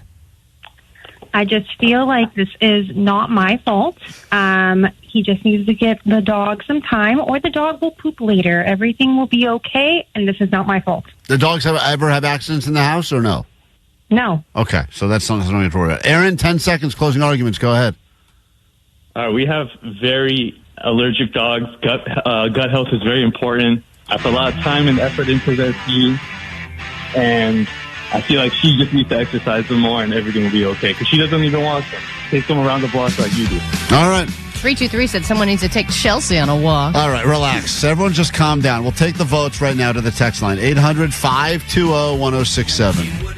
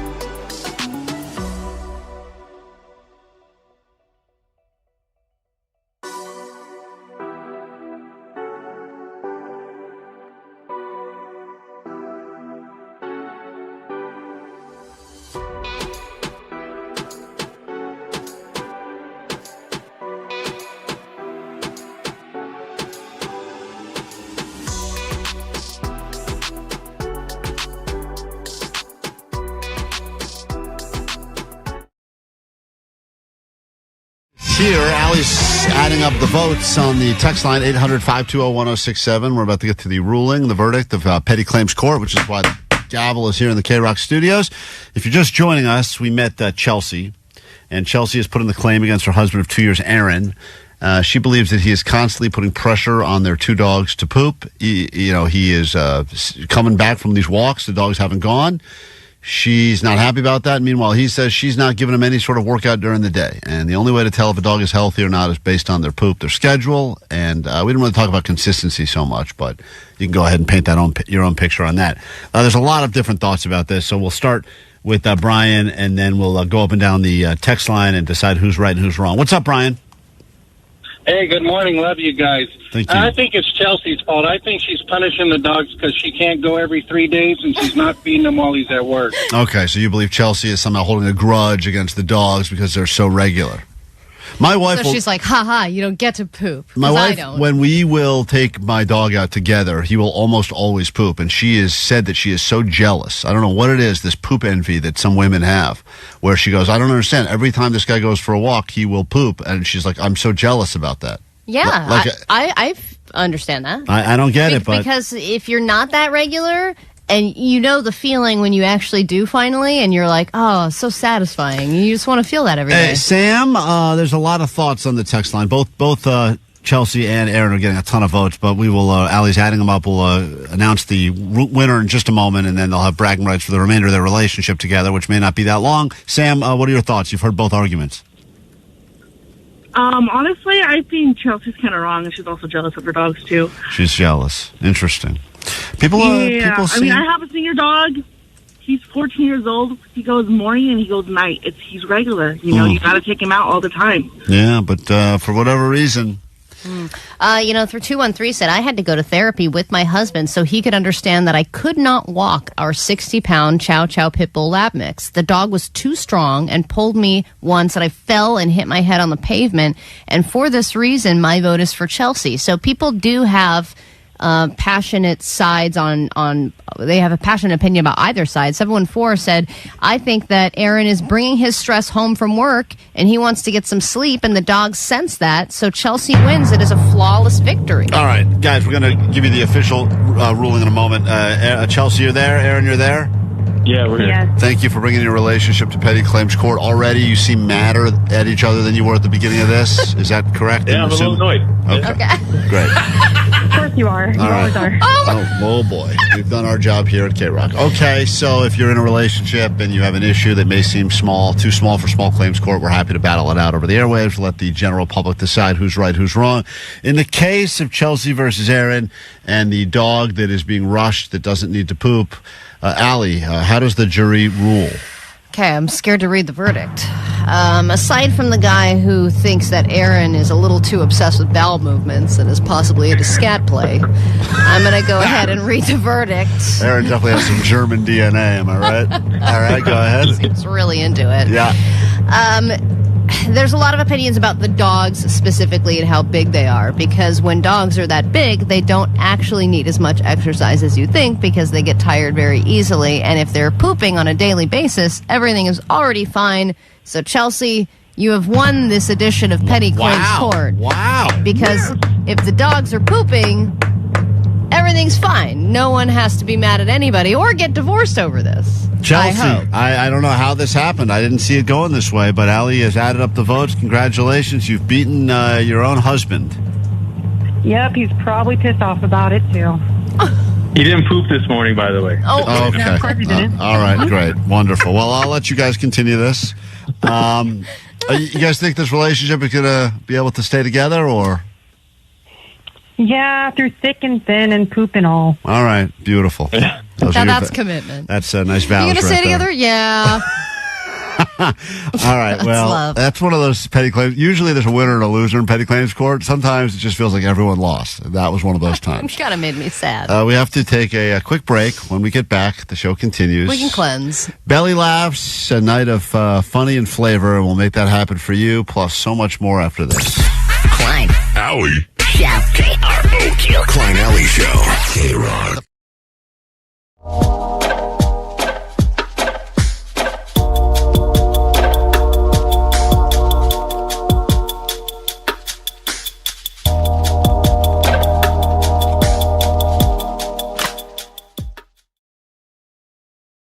Went for I it. just had to be really clear my intentions. Well, you sound like a dyke. I'm here to keep our chat respectful and friendly. If you'd like to keep talking about music, events, or anything fun, let's do it. Why don't we do... Oh. And then they cut her off. And then I got cut off with the whole music. This is the best. If you want to keep talking about music, and no, I don't, obviously. This is so funny. Listen how disappointed Allie is when she gets cut off again. If you'd like to keep talking about music, events, or anything fun, let's do it. Why don't we do... All right, well, there you have it. I almost got her. Yeah, almost. That was I don't know Allie. if you could do better. Allie getting rejected by AI. Klein Alley Show. We had a bit of an issue with my thing because the first, I don't know if there was a glitch in the system. The glitch is usually on me. This is the one that doesn't count, and then we'll give you my actual conversation that counts. But I don't know what happened. They switched out my girl. Maybe she showed up and saw me and switched out. Listen, this is a weird thing that happened, but take a listen because I think you guys may enjoy this. This is as I was getting set up to go after Allie went. All right, say who you're meeting. All right, I'm meeting... Everyone get out of here. I got to hit on this girl quietly. I didn't like the fact that everyone was hovering around me in the office. I was trying to actually feel like I was trying You wanted to be in the zone. I wanted to be in the zone, and I had everyone hovering over me as I was trying to be in the zone with this AI chatbot I was going to start flirting with, so I needed everyone to leave. I can't let you hear my game. This is Klein's, Lucy is 43. I'm meeting her at a food stand in Taipei. Even the scenarios. You would never be... You'd No. be at a food stand, yes, Yeah. but not in Taipei. No, I'm not going to, I'm not talking to Lucy. Like, it's just not happening. But okay, so this is the scenario they gave me, and I'm ready to now flirt with Lucy from a food stand in Taipei. All right, here we go. Go, we'll walk out. We're all walking You out. got the last one, didn't you? That tamarind candy is my favorite. Perfect balance of sweet and tangy. What luck that you... Well, luck does have its moments, but I must say, that snack's my little secret pleasure. Do you come here often for street food, or is this a one-time adventure? So I'm really confused right now. What the hell just happened? Her accent changed like 5 times. Yeah, I am so confused because I think I'm talking to Lucy, this 42-year-old who likes street candy, and then this woman comes in out of nowhere. Do you come here often for street food, or is this a one-time adventure? Are you a magician or something? What the hell happened? Hold on, her voice all changed. Wait, what's with the accent? I don't know. I don't know why she has I just lost 2 points somehow. And the way the game goes is you either get points or lose points based on how good you are at the flirting. And I guess Yes, somehow, and right now it's picking up everything you're saying on the microphone. and everything else that you guys are saying in the background. So. Come back. I'm here to help. If you have any questions or need assistance, please don't hesitate to ask. If you're feeling overwhelmed, remember to speak to a trusted friend or a professional for support. They think you need a professional. I didn't even say anything, and next thing I know, I'm getting like the warning to go talk to professional help. I got like that wasn't even a woman flirting. That's like the doctor on the thing. Well, it was a regressive response because she's like, "Oh, do you come here often?" And you're like, "What are you, a magician?" Well, I was saying it because she changed from this like pleasant little voice. I know, but that's not what they don't know that. Recommendations. So now they shut me down. Oh, let's do it again. Retry. So now I do a retry. It's the saddest rejection music, by the way. I know. Here's my now this is Gives once you again, bad techno. It's called the game. It's on. I guess it's on Tinder, but the idea is it's supposed to let you know if you're any good at flirting in real life. Because I think it's a lost art form now because everyone's just texting back and forth and swiping. So here we go. All right, I'm going to meet Grace at a restaurant in North Carolina. About to meet Grace at a restaurant in North Carolina. Let's put him eating food somewhere else. Yeah, I guess they could tell by nowhere else. how fat my thumbs felt on the phone that these were all scenarios that. All right, let's do a food stand in Boston. I'm now in North Carolina about to meet Grace at a restaurant. Great. She's a project manager and she's 44. So let's go. Well, bless your heart. Looks like we got ourselves a little mixed up here. No worries. Looks like neither of us was expecting that. Hope you're enjoying your meal. What did you end up ordering? I got the shrimp and grits. Hold the grits, hold the shrimp. I'm on a diet. Shrimp and grits without the shrimp and grits, huh? So you got a fancy plate and not much. How's the diet going for you? Well, you tell me. You can feast with your eyes. Oh, well, bless your heart. Hey, hold on. She's buying it. Guys, Bless your heart means go F yourself, by the way. Yeah, we don't know what it means. No, I think that it's like one of the biggest insults in the South. Wait till you hear how great this conversation goes. I think Grace could be my soulmate. And I only had a little conversation with her. So you started off with hold the shrimp, hold the grits. I was trying to, yeah, that's right. So you're starting off with little like dumb jokes. That's right. Dumb jokes. But see, dumb jokes. Because Grace seemed like a dummy. My method is the dumb jokes come later. You start off with just general conversation. Everyone's got their own technique, right? Feasting with my eyes is about all I can do with this colorful empty plate. What's the most fun part of your diet? Getting to try new flavors or just figuring out what works for you? Well, I came here for the lunch, but it looks like we're skipping right to the dessert. A skip to dessert? Now that sounds like a plan. What's your favorite sweet treat to indulge in, even on a diet? Apparently it's Grace. Well, sweet treats do have a way of making life a bit brighter. How about we share a dessert recommendation for each other? This woman's accent is horrible. Allie, let's focus on the game. She is, I mean, it's very inconsistent. Whatever, forget about it. I've broken her She's down like, now. what are we going to do this time? I'm like, what are you doing? I get her in with a dumb joke. Next thing you know, we're talking. She seems to be very much ignoring your dumb jokes. No, they're sharing dessert We're supposed to now, share Allie. dessert. Do you know what that means, share dessert? Do you know what that means? You're sharing spit. That's like, share dessert is like, that's the gateway to sex. Maybe even more. Slap me like a pig and call me silly. How about we share a dessert recommendation for each other? What's one treat you always enjoy? She's talking to you like you're a child. She thinks you're a kid.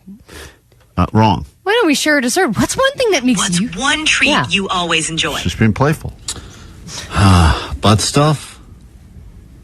Butterscotch? You say that's a sweet choice. She agreed with me. She's into butt stuff. She loves it too. She said it. She calls it butterscotch, but whatever. Bless my ass. She's a southern thing. That's a sweet choice. It's got that rich, creamy flavor that's hard to beat. Do you Does like it really? Hey, guys, I think this date is going. This may be the best date I've ever been on in my whole life. I'm serious. Do you like it in candies or maybe in a warm dessert to finish off a meal? Ooh. Don't judge me if I say, hello. Well, there she goes. See? I guess we're having sex now. Nice. Big win. So We're having sex. I think that was a great, successful date. I think she was laughed. just yesing you and then immediately like, oh, yeah, totally. Oh, let's get the dessert butterscotch. Let me just go to the restroom. And then you've run away.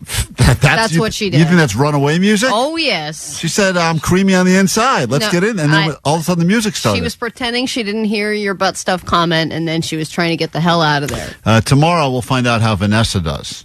Vanessa, it's your turn, and then we'll see how the Rizmaster does, Postmaster Johnny. Everyone's going to get a chance to do some flirting with the bots.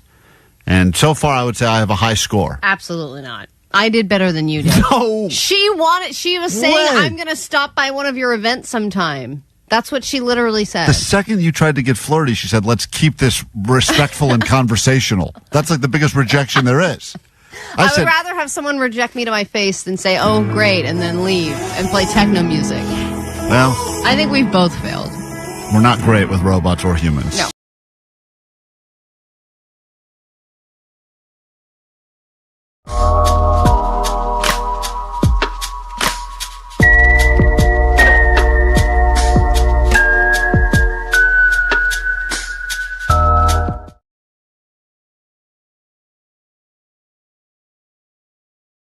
KROQ, we are Klein Alley Show. We'll get into your news, then a brand new hour officially can begin. Congratulations. It's Wednesday. I know today is one of those days. The whole week feels off. Hopefully you had a long weekend, and as a result, a short week.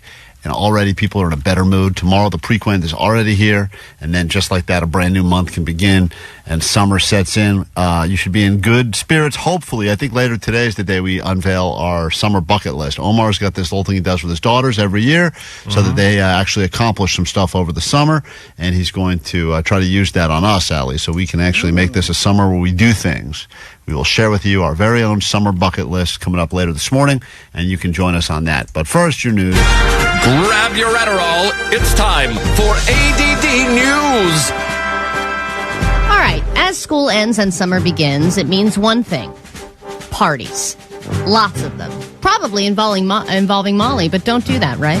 Right. And when your party gets broken up by the cops, I feel like that's one set of bragging rights, right? You feel like, okay, I had a good party because the cops came. But if it makes the news, you're in a whole other league. And there have been a couple party breakup stories that have been making the news this week. One of the backyard parties that was thrown by All-American Rejects got shut down by the cops recently. But the cool thing about that is the cop was a longtime fan and said, hey, you can play one more song before I shut this thing down. Then there was this party in downtown L.A. where they took over a rooftop, shot fireworks in the air, and then threw bottles at the cops when they arrived. And they all started going up. So they opened up this gate?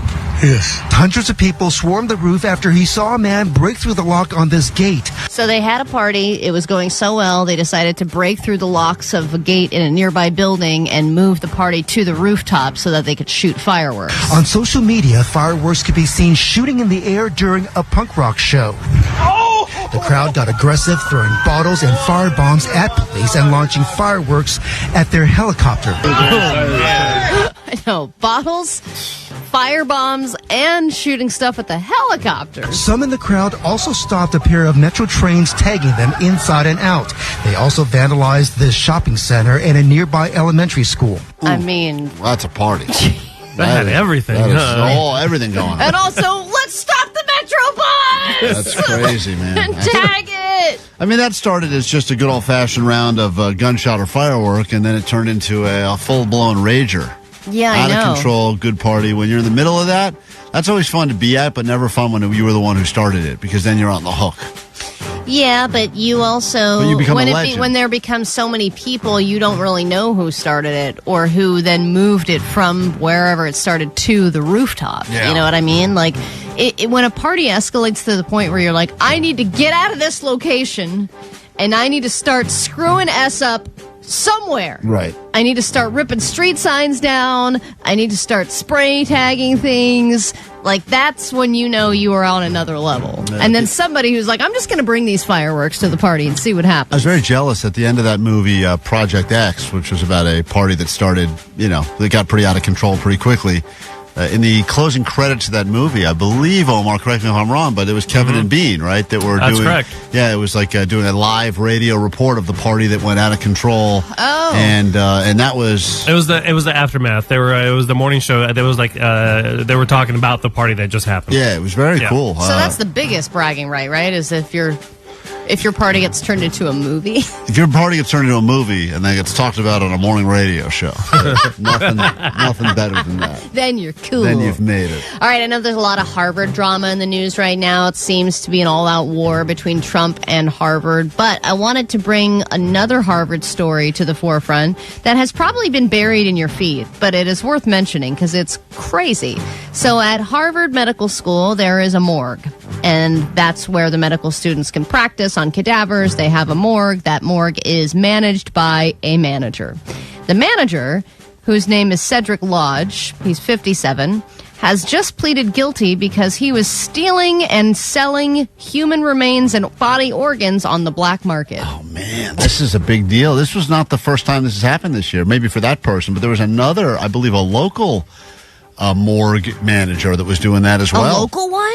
This is not the first time I've heard this story. I didn't realize there's such a high demand. I know Jake collects all that weird dead stuff and hangs it up in his office. They're called oddities. Well, whatever. I don't know if these people are collecting stuff for their own oddities or because they're trying to do experiments in their own house. I don't know. They said Someone that the needs a maximum foot. penalty for this guy is 10 years in prison. And he pleaded guilty already to taking human remains and transporting them across state lines while selling them on the black market. And I also think that there's more demand for livers and weird organs and stuff because of that Liver King guy.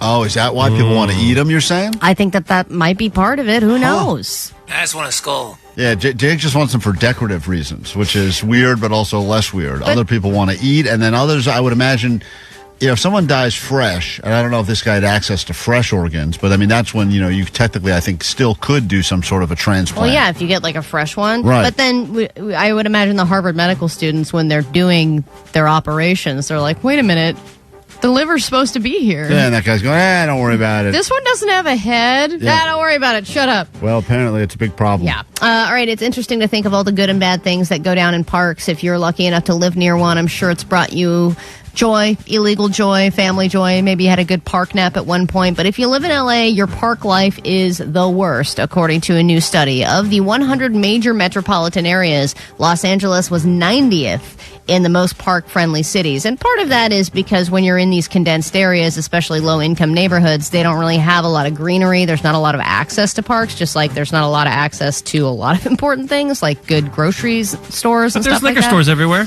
There's bodegas. Yeah, exactly. We could build a park there or another liquor store. Let's do a liquor store. A double park. Yeah, that's great. our park. That's great. We'll put it right there. Yeah. Hey, Vanessa, as the resident child on the show, what is your favorite thing to do at a park? I'm not a child, but if I were to go to a park, I like to walk around. Yeah, that's not drinking 40s, Mm-hmm. child. But the slide, you like the slide or the No. monkey bars or? No. Oh, come on, Serious Vanessa. face. I literally The don't go seesaw? on any You don't of like the those things. seesaw? The swings? Oh, you're a swing girl. You're Okay, totally we're all swing people. Let's be honest. Something a child would say. Do you Who doesn't love the swings? Vanessa, do you still use the swing that's like a saddle that puts your legs right through it? Or No. you use the Oh, yeah, swing- big girl. The sit and swing. God, hold on. Hold on to those chains. Klein Alley Show. 106.7 KROQ FM in HD Pasadena, Los Angeles, Orange County. This is the world famous KROQ. Good morning. Welcome to KROQ, Klein Alley Show. It is Wednesday, and if you need us, remember these numbers. You can use them to interact with the show because we're doing this thing live right now. Don't believe us? Check us out. Streaming on YouTube as we speak.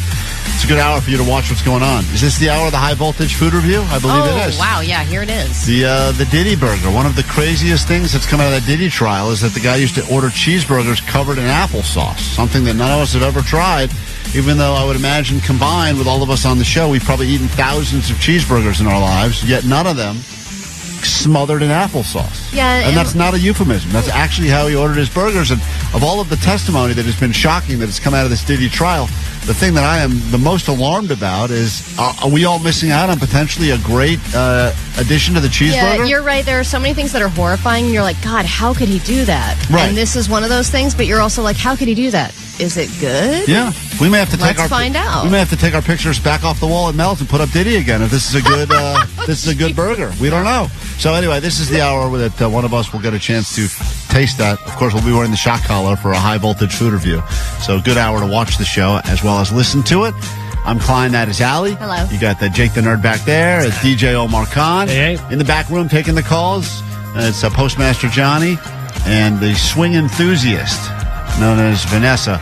Lots to get into this hour and lots to give you as well as we get closer and closer to your 4-pack of tickets for Hurricane Harbor, Los Angeles, coming up in less than an hour on KROQ.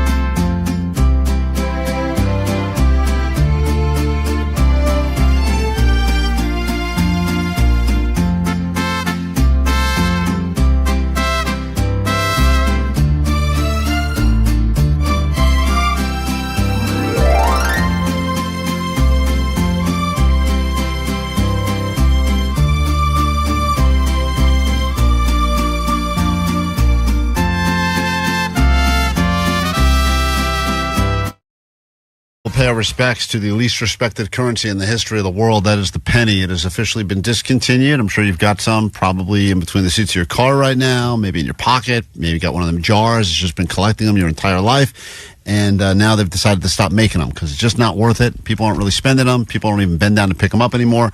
But a little bit later this hour, we will officially let you pay your final respects to the penny, and people are not waiting until that moment because they have to share their love for the currency that no one seems to care about. And we're just accepting these stories in remembrance of the penny all show long. Go ahead, Joe. Okay, at 21, I bought my first beer with all pennies because I had been fired from my job a week before. The dirtiest pennies. Oh, man. Something even nicer about spending the dirty pennies. By penny, you will always be loved and you will always be dirty, just like me. Beautifully said. And if you have any tributes you'd like to leave on the GOAT line, that number is 844-956-GOAT. Quite a few people sharing stories about a time that a penny actually saved their ass, or potentially a bunch of pennies. Maybe it was a sock full of pennies that you turned into a weapon. I used to collect pennies, and then I would pour them all out on my bed, and I would bathe in them like Scrooge McDuck. And that is why Allie has earned the name El Cheapo, because what she doesn't realize is it was only 17 cents worth of pennies, and she felt like Scrooge McDuck rolling around in the dirty, dirty penny. Yeah, but I thought it was so cool that he dove into his money like that and swam in it, and I was like, I gotta do that. I want to know what that feels like, but it feels really dirty.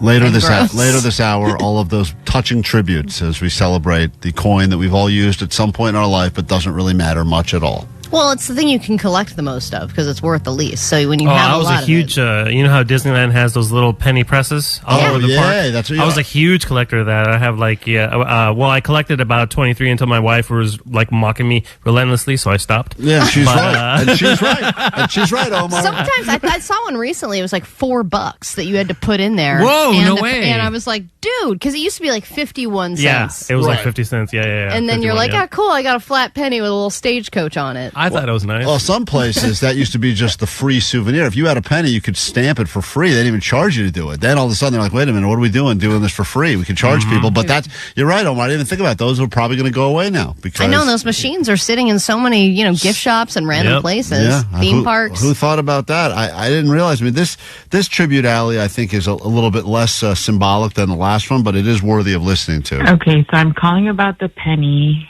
that you posted on Instagram. I was in my early 20s.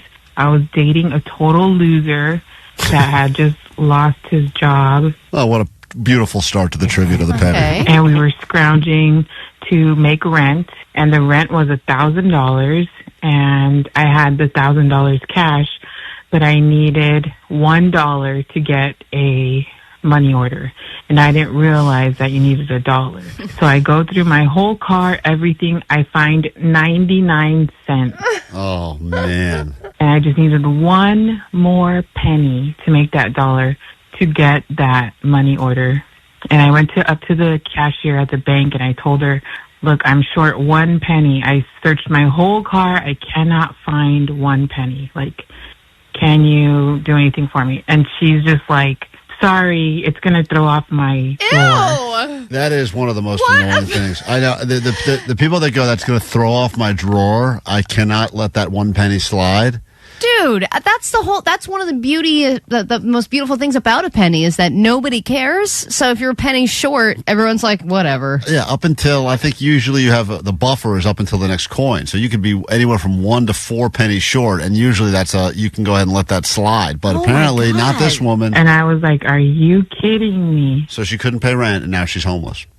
And that is the power of the penny. And that was the start of the homeless problem here in Southern California. She was the first one because of the penny. So obviously impactful moments. And if you have any stories you'd like to share, the GOAT line is there for you, 844-956-GOAT. Our official send-off to the penny. We will get to that coming up. You smell that, Allie? Yeah, what is that? I think that's Vanessa burning the Diddy burger. I almost burned it. Almost. It smells like you already did. It smells like it's burned. Oh, no, Vanessa. Vanessa, it's burned. It's okay. The applesauce will fix it. We're literally sitting here in the studio now, and it smells of smoke billowing into the studio. So how do you mean you almost burned it if we're smelling it? It's not burned.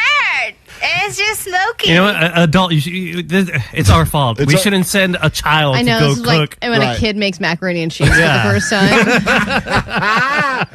It is based on what I'm smelling I now. was trying to make cereal in the toaster. It is. Guys, you know what happened when you put something in the air fryer and the crumbs? And it burns? Those are the things that burn. Oh, the crumbs at the bottom. Crumbs. So you're saying the what? The what? The crayons? Did you try to cook with crayons again? We've talked about this, Vanessa. Eating them and putting them in your nose. So the smell that we're getting right now, which is a pungent smoke smell, you're saying is not our Diddy burger? No.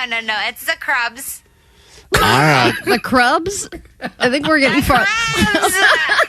She's trying to say Sean Combs. Oh, got it. Sean P. Diddy Combs, The right? cubs. The crumbs. Okay. Okay.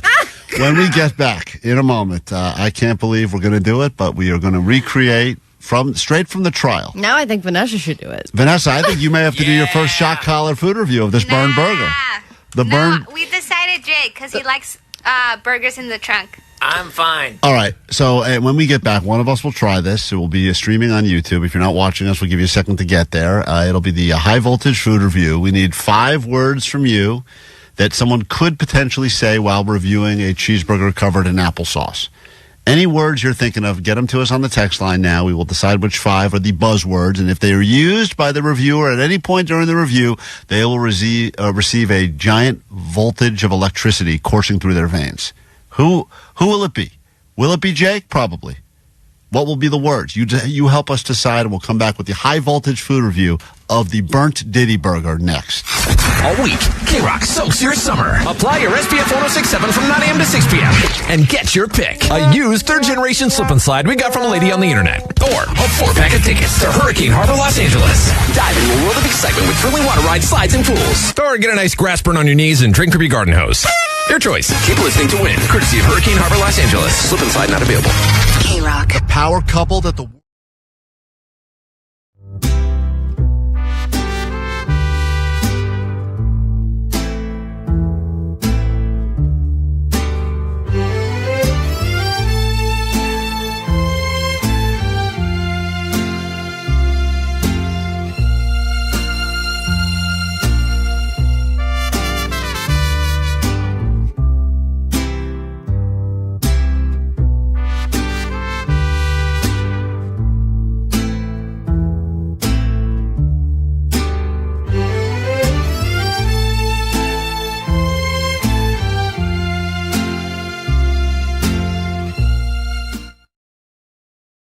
And the question we have for you right now as we try to save society is, which couple out there is the biggest dick couple? And when we use the word dick, we're not meaning it in the way that Pee Wee Herman would use it. We're meaning it more in this couple, maybe in that case, do be a dick. Yeah, maybe you like them. Maybe they're a fine couple, you hang out with them, but there's something about that couple that just they fit into a couple that is, society could do better without. And there's some clear ones coming through already on the text line. We'll get to your calls as well. Our favorite nominee, we will invite you to join us this Friday with some lift tickets. 818 wanted to nominate right out the gate the couple that walks way too slowly together. Oh. Whether it's at a grocery store or on a sidewalk, they are so oblivious to the fact that they're blocking everyone from getting by, but they don't care because they're so in love. Hey, Sophia, it is officially the most romantic time of the year, only 2 weeks and a few days away from Valentine's Day. It's all about them couples. Which couple would you like to nominate right out of the gate as biggest dick? All right, here goes to Maria and Dan. Well, you don't have to give specific. You have to give specific names. You suck. But what did Maria and Dan do that you think make them a terrible couple? Okay, so I didn't mean to do that. Okay, when me and Maria, we make plans, and without any notice, she brings along her boyfriend. Okay, the invite without asking. Well, I don't like that either. It's the couple that can't do anything separate. So even if it's clearly an event where it would not be a couple event, it's always the one couple that for whatever reason shows up together. But they don't say anything in advance, like that the boyfriend's going to be there. Right, and it was probably pretty clear. Like she was thinking, girls' night, we'll get drinks. And they're like, oh, there's Dan. And let me Thanks, guess, Maria. Dan's boring. Yes. Okay, great. We got it. Yeah, that's like an if Dan was cool, then they wouldn't say anything about it. Yeah, I know a couple like this. I think they finally broke up, but it became almost a joke that it didn't matter. We almost would set up the events to go, let's see how far we can push this to see if she still comes with him. So it'd be like, if we set up golf, she couldn't possibly show up. There's only 4 people in the group. So we'd say golf, and then she'd show up. What? And we're Would she play? No. She was like, I'll just hang out. We're like, what is going on here? Don't you have a better thing? Like, Don't you have 2 cars or something? Yeah, oh my God. Mark, all right, open nominees. Don't be a dick couples, as we're officially entering the most romantic time of the year. Our favorite one, we'll get some tickets to join us Friday, Ditch Day, Snow Song. What's up? Yeah, the couple that shows up to the function, like already deep in conversation, and then when you get there, you can't even add to their conversation because they're just constantly going at it. You can't even add to anything that they're saying. Interesting. So they're in their own stratosphere. Like a fight? Yes, exactly. Well, fighting couple's a different sort of couple, I would argue, than what he's saying. He's saying a couple that is kind of oblivious to the fact that now Other people have entered the conversation. Others around now, and they're Right. still kind of in that A-B conversation.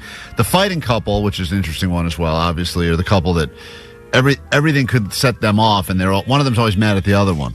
Yeah, but one that I like even more, 626 put in on the text line, is the couple that seems very happy together, but then when they're alone, they will talk crap about the other person in the relationship to you. Yeah.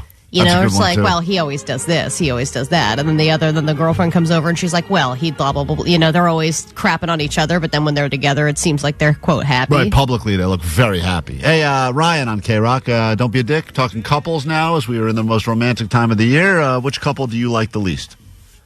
Yeah, I like to nominate the couple that has to plan a double date and fights every single time a date is planned. Not even an hour goes by, and there has to be an argument for the most pettiest thing.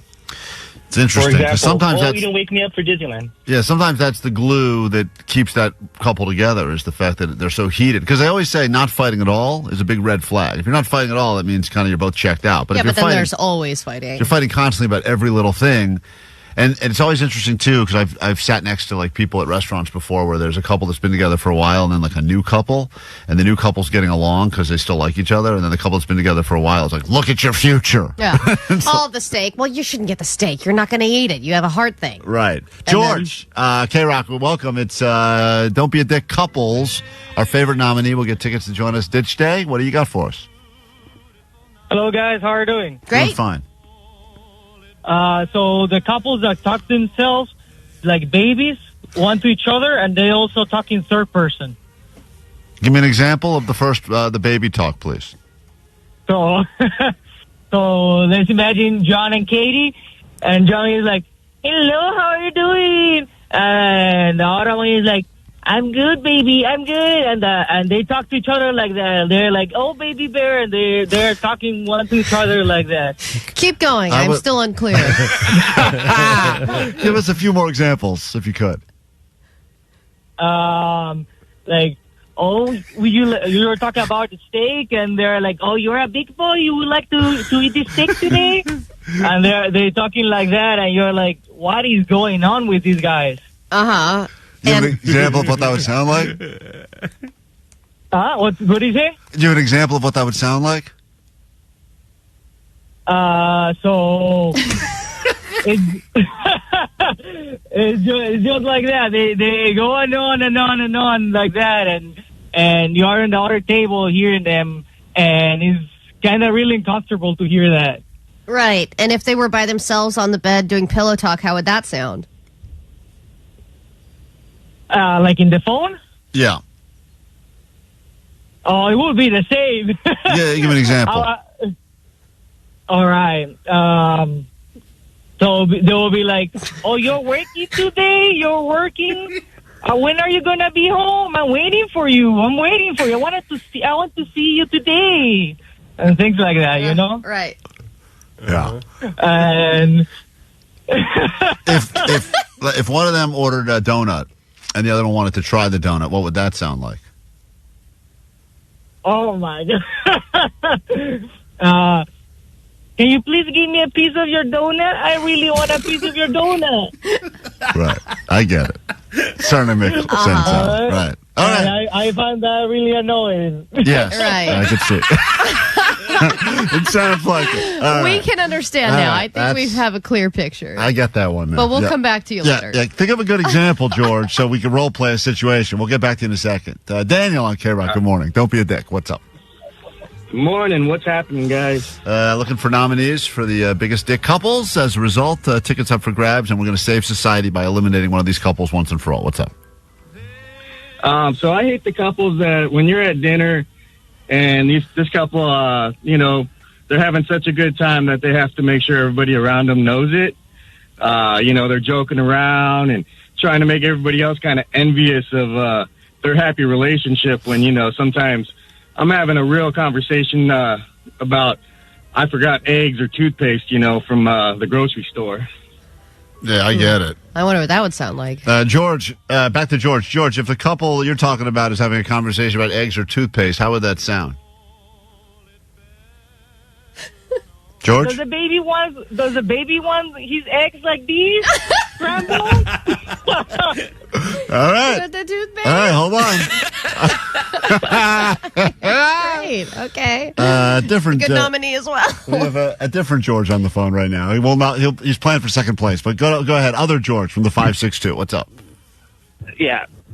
My deal is the younger person that thinks they're a life coach offering you advice on how to raise your that's a kids. good one. Yes, that's a great nominee. Like, I found the person in my dreams Right. because I did this. Oh, yes, the couple that thinks they can answer all of your questions. They know their relationship has made it 5 years successfully, so they are the They gurus figured out life, of yeah. relationships. That's a great nominee. 626 wanted to nominate me personally and my wife, and I just wanted to say couples who look like each other Oh, I hate that. is definitely God damn. something that really aggravates people. Yeah, I agree. Jen, it's time to nominate couples. Don't be a dick. Got to pick our favorite in a second. Give away this lift tickets. Which couple are you hoping to nominate?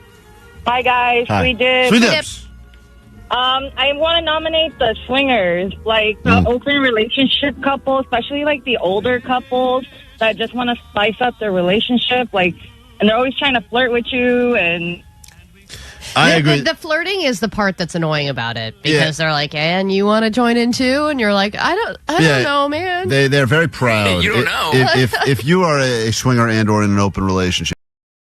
Happy National Cheeseburger Day. Apparently, that is what today is. This is a complete coincidence, but we'll pretend that we planned this accordingly. And, well, that's what radio's about, right? Right. National Blank Day. Right. That's what radio shows do. When they can't come up with anything else, they just say it's Hug Your Sister Day or whatever. But apparently today Hug is Your Sister Day. Allie would. Everyone we should have Hug Allie's Sister Day. I think the world would get behind that. So, the Diddy trial has been strange for a variety of reasons, and perhaps the strangest reason is the fact that he apparently eats his cheeseburgers covered in applesauce. Controversial for sure. To the point where all of his assistants and people who have cooked for him in the past said that he insisted applesauce be readily available at all times. Because you never know when you're going to get a cheeseburger, and you need to have applesauce ready to go. And if that's not enough of an indication that you're dealing with a person that is mentally deranged, I don't know what is. So in a moment, we're going to test this, and perhaps, I don't want to give the guy the benefit of the doubt here, but perhaps he is onto something that only the super rich and successful and weird people know about, which is that applesauce is the must-have condiment for your hamburgers and cheeseburgers all summer. And for better or worse, this is becoming a thing where people are like, you know what, maybe I'll try it and see. In-N-Out has animal style, and perhaps the rest of the world will go Diddy style with your burgers, where you bring in another man burger to have sex with your burger while you sit in the corner and watch. And that will be a Diddy burger. Now, covered in oil. If this trial is interesting for so many reasons, and that's why people are captivated by it, but primarily because we like to see the rich and powerful fall when they fall, and when you're a terrible person that's done a lot of terrible things, hitting women, etc., it's easy to enjoy watching their life fall apart before our very eyes. Now, this all began for us a few months ago when we called the Mel's drive-thru when we heard the Mel's Diner was taking down all the Diddy pictures, and we offered to provide our own pictures to replace the empty spots on their wall.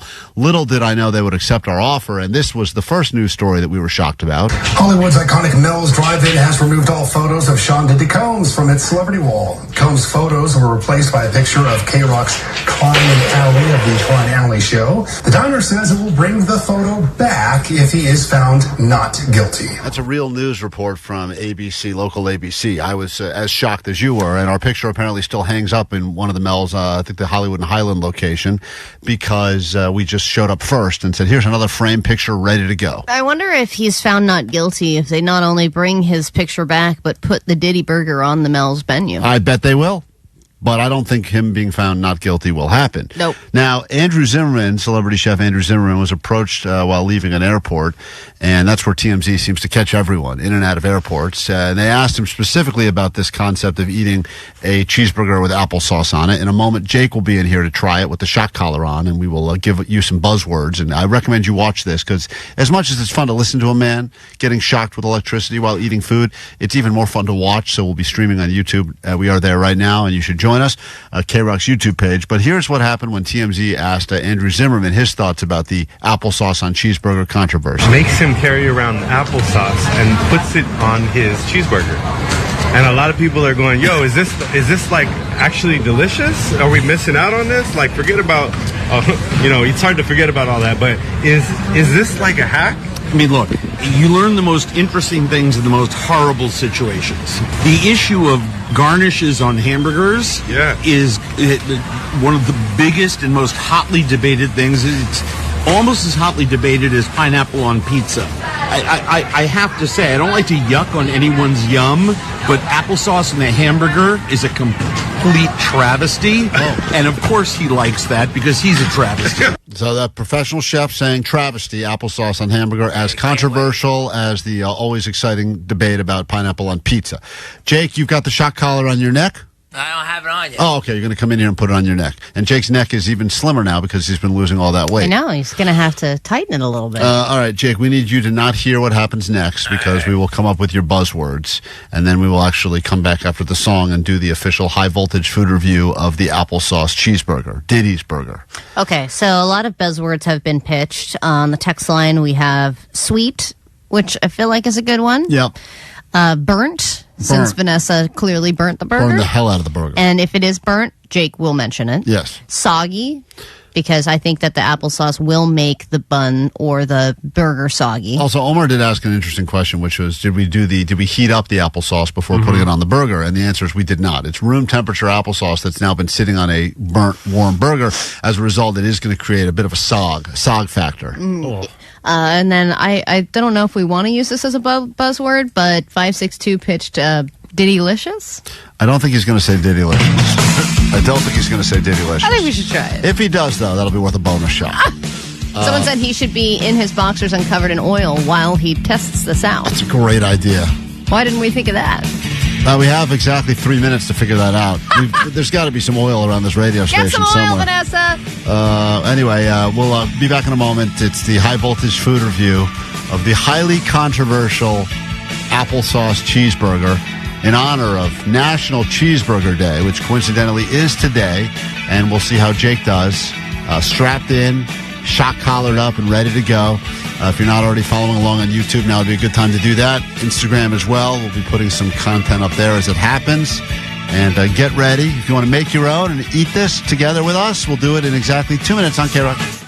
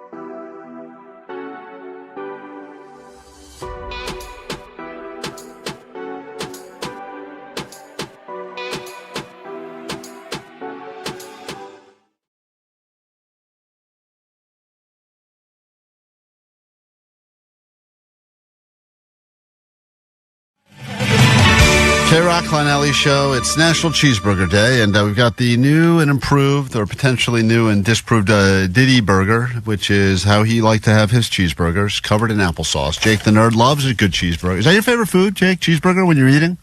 It's one of them. I think probably pizza is my favorite. Yeah. You also love a hush puppy. Oh, I love hush puppies. Big fan of hush puppy. And he loves they're anything, hard to find, anything though. with corn. He's a big fan of all things with corn. Anything that's difficult to get. I like bread. If you're at a restaurant and you're only serving Asian cuisine, Jake better believe he's going to ask for pepperoni because he likes to make it difficult. Yeah. But you do like a burger so much so that when you go on dates, sometimes you will pre-order a burger, leave it in the trunk of your car, just in case the date goes bad. At the very least, you have a consolation trunk burger. I did that one time. One is plenty. The fact that you pre-ordered a burger, left it in your trunk, and then immediately went to it after your date says enough, right? The fact that you've done it at all. Well, it was one time. Yeah, but and it was still good. But you're the inventor of the trunk burger. Well, thank you. So, not since the trunk burger has there been such controversy, and now there's the Diddy burger with and this guy did it all the time. Apparently, it's the only way Diddy ate a cheeseburger. If there was a cheeseburger nearby and someone didn't have applesauce, they were getting fired. I've had a lot of weird things on a cheeseburger, and applesauce, I could already, in my head, I don't think it's going to taste good. Yeah, well, even Andrew Zimmern, he was asked about it at the airport, and he said he'd had apples, like apple slices on a burger, and with that crunch, it was good, but Right. applesauce is a no. Right. It seems the consistency would all be off. But we're going to find out together with a high voltage food review. I've got the words here, 5 words in front of me. If you say any of these words, you're going to get a shock of electricity. Jake is currently wearing the dog shock collar around his neck. If you're not watching us on YouTube, please join us there right now.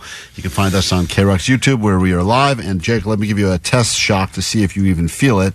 Once again, you'll get 60 seconds to do a full review of the Diddy cheeseburger in honor of Cheeseburger Day, which is today. In honor of, don't say Diddy. And in honor of Diddy. Great guy. Is there a question? Is there pickles, ketchup? What's on this cheeseburger? It is, I think it looks like ketchup, cheese, and it's hard to tell there's mayo on it because Vanessa just completely slathered this thing with applesauce. I thought it was going to be like just like a bite. I was going to like dip it or something, and it's just completely covered. She used an entire one of those pouches, And applesauce. like one of those little pouches a kid would. One of those Go-Go's or something? Go-Go. So, like, you Squeezed. can't even save the burger afterwards. You can't, just eat half and then... I love that you're mad that you can't save the I was going to burger. put it in my trunk. You're going to put it I was going to be the second trunk burger. There's also more applesauce on the side if you need to dip it to get the I'm full going to effect. guess I don't need that. And I know that was your snack today, Vanessa, the Go-Go pouch. So thank you for sharing it with us for this. Thanks for sharing your staff. Sorry, We'll if get you're you gonna- an Otter Pop. Sorry if you're going to be cranky later.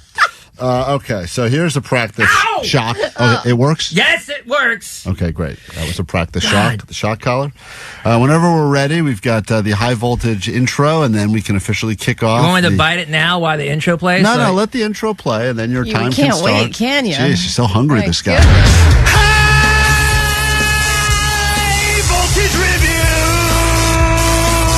All right, welcome to the High Voltage Food Review. Jake the Nerd is going to now review the Diddy cheeseburger whenever you're ready.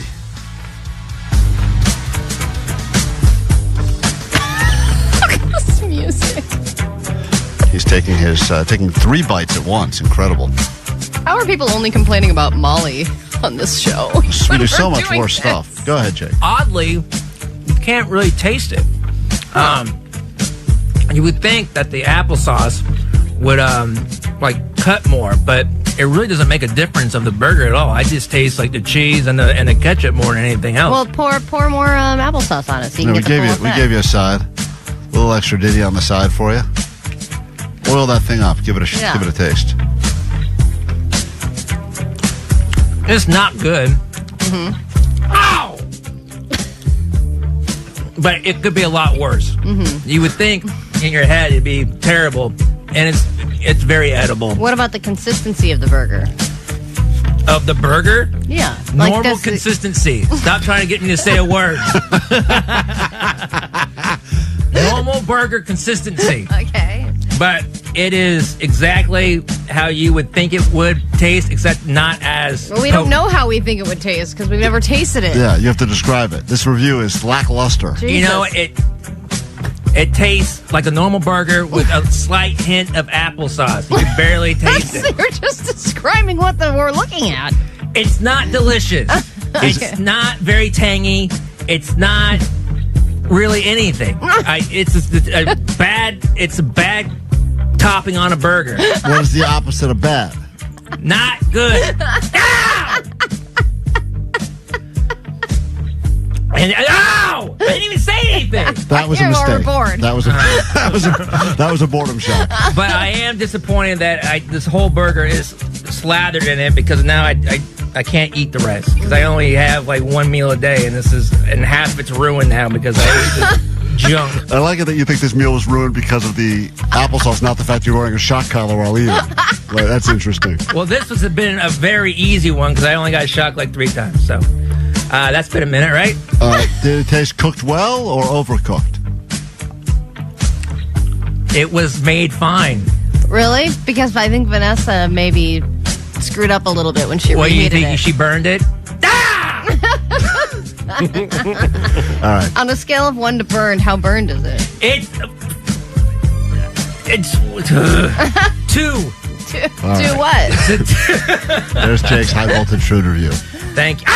That was my mistake. That was a slip of the thumb. All right, I don't know. That's Jake's only meal. He has 1 meal a day now. Yeah. One like big meal, and a whole burger would be like a decent meal, yeah. Oh, wow. And then it'll make me a small snack at night. A little dry, would you say, or? No, it's not. Not dry. God damn it. You took it off. You took off the shock collar. All right, well, there you go. A lackluster review of the Diddy applesauce burger.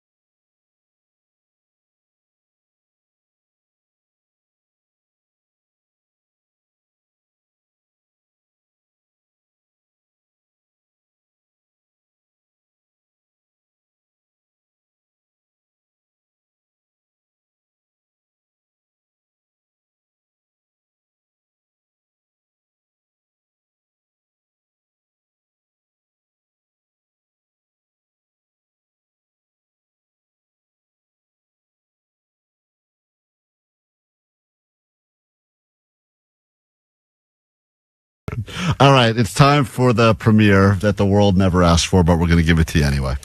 Allie had the balls, and you can see them in the video, to try on. Never too old for those. To try on what was at once Omar's biggest fetish, panty haul videos, all the rage on YouTube. It's models or usually attractive people trying on underwear. They claim it's so that other women can buy good underwear for them, but we're pretty sure it's just a bunch of perverted guys watching it. Yeah, which I did watch some other panty hauls before I made mine, and it doesn't seem like anyone is doing what I'm doing.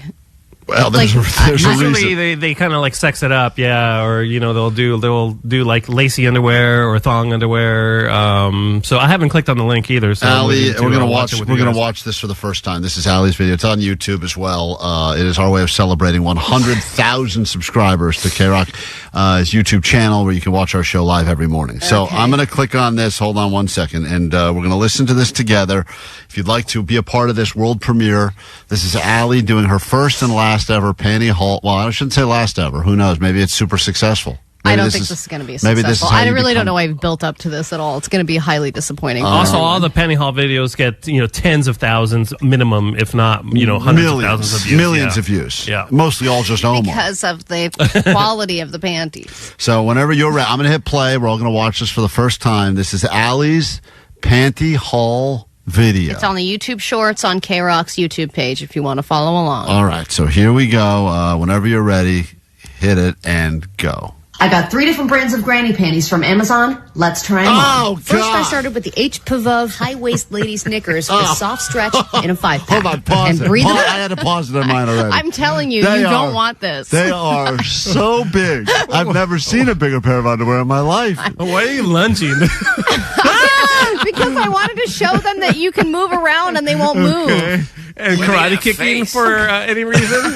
Why the karate kicks? Just because I was feeling myself. Okay. That's what you have to do creative things. You can't just stand there. Are these underwear for comedy's sake, or are they for real? Like, would someone wear these for real? No, these are real. They had they had comedic ones that were like, like gag gifts. These aren't the didn't buy comedic those. ones? No. They're pretty funny. They're really They're real. so funny. Okay, let's keep going. Was right. Ooh, yeah. These retail for $11.99 on Amazon. No camel toe. Yeah.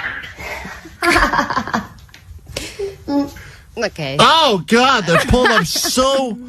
Wow.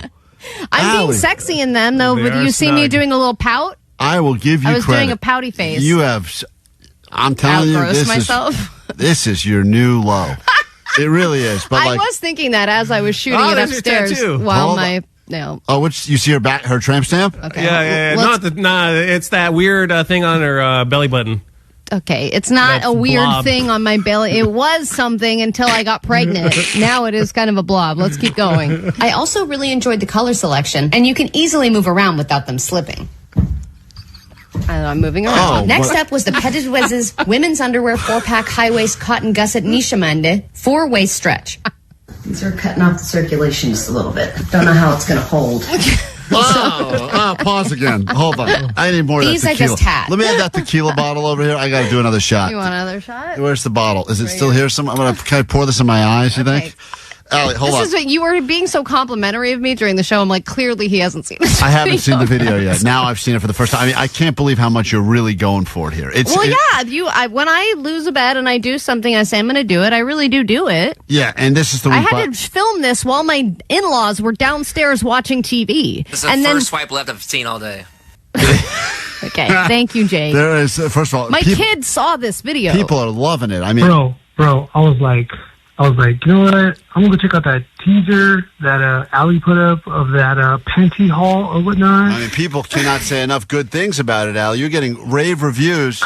Yo, just calling to say that Allie's freaking my granny panty haul was looking a little bit hot. Like, yo, Allie, you looking a little milfy, girl. All right. What the hell? You look a little milfy, girl. All right, moving on. We only have about 25 seconds left of this. Okay, so I put on a pair of... Are you at the blue polka dot ones yet? Hold on. You're still wearing this weird black matching set here. Oh, okay. These I just had. So the blue ones I just had, so I put those on. No. And finally, for $7.19, Warner's Women's Blissful Benefits Breathable Moisture Wicking Microfiber Briefs. These came in toasted almond, butterscotch, and black. Don't breathe. Right, if you plan on staying in this position all day, these are a great buy. But there was one more option I heard about, and I couldn't post the video without trying. These were a 10 out of 10. All right. Get yours at the KROQ shop. That's not a Just thing kidding, anymore. that doesn't exist. All right. Bye. Great. Great video. Wow. What a surprising end to that whole thing. I didn't even see that coming. It ends in me in a diaper. Not enough tequila in the world for that one. Allie, well done. Check it out on the YouTube Shorts. Worth it for that last shot of you wearing the official KROQ Klein Alley Show rock pants. We're going to get out of here. Goodbye. What a fitting song to wrap up that chat with. This is messy. Sure is. Takeaways next, KROQ.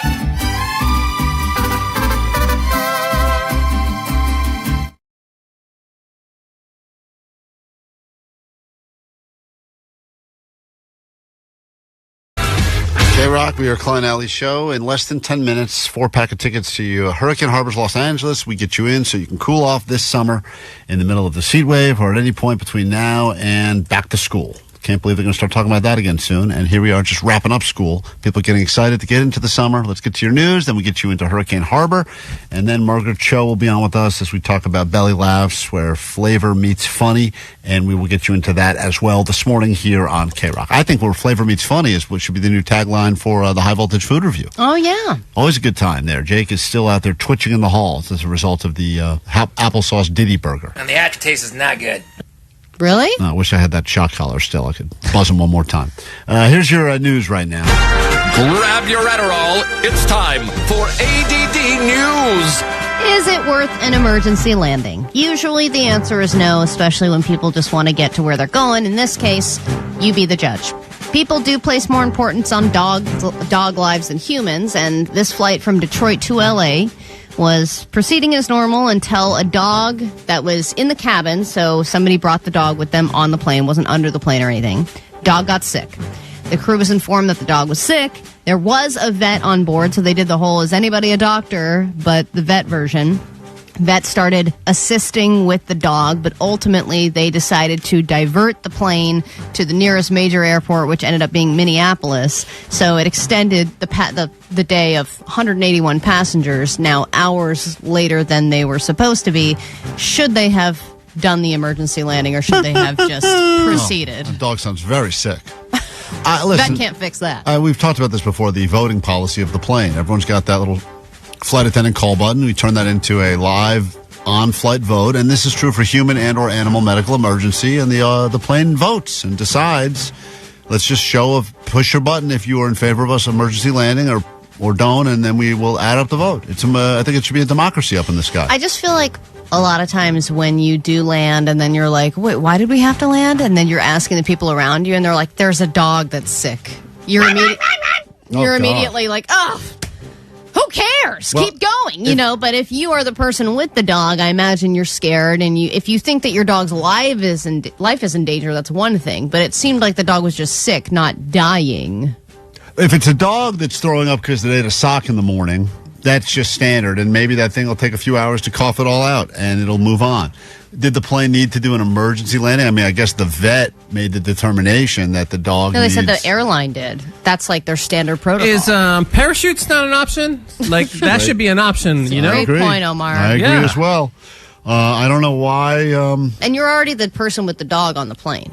Which, not that I care, but there are people who do and get annoyed by, especially a full-size dog. I don't know what size this dog was, but like a big-ass dog on an airplane. Yeah, I mean, my follow-ups would be both the following. One, was it service dog, and was it a person that paid for dog seat? Because sometimes when I do have to pay to bring my dog on, it's like $150. It's almost as much as a human ticket now to bring your dog on, if you don't get the fake vest. On Amazon for $6.99. Right, which is a great bargain, but people shame you for that. But yes, they should, because it's not a real service dog. If the dog paid for the full fare dog flight, which is not, as I said, over $100 depending on the airline, then they should be treated as a passenger. I think they need to get the passenger treatment, which means just put them in the back, belt them down, and we'll land eventually. Serve them a Diet Coke and be done with it. Call it a day.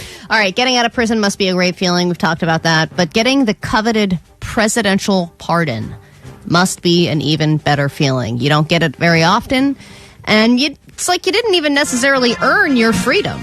It's just a get-out-of-jail-free card, literally. And this has just been granted to the Chrisleys. They've been granted an official pardon by President Trump. They've basically gotten a mulligan on their life. Their kids have already spoken out. I guess this is...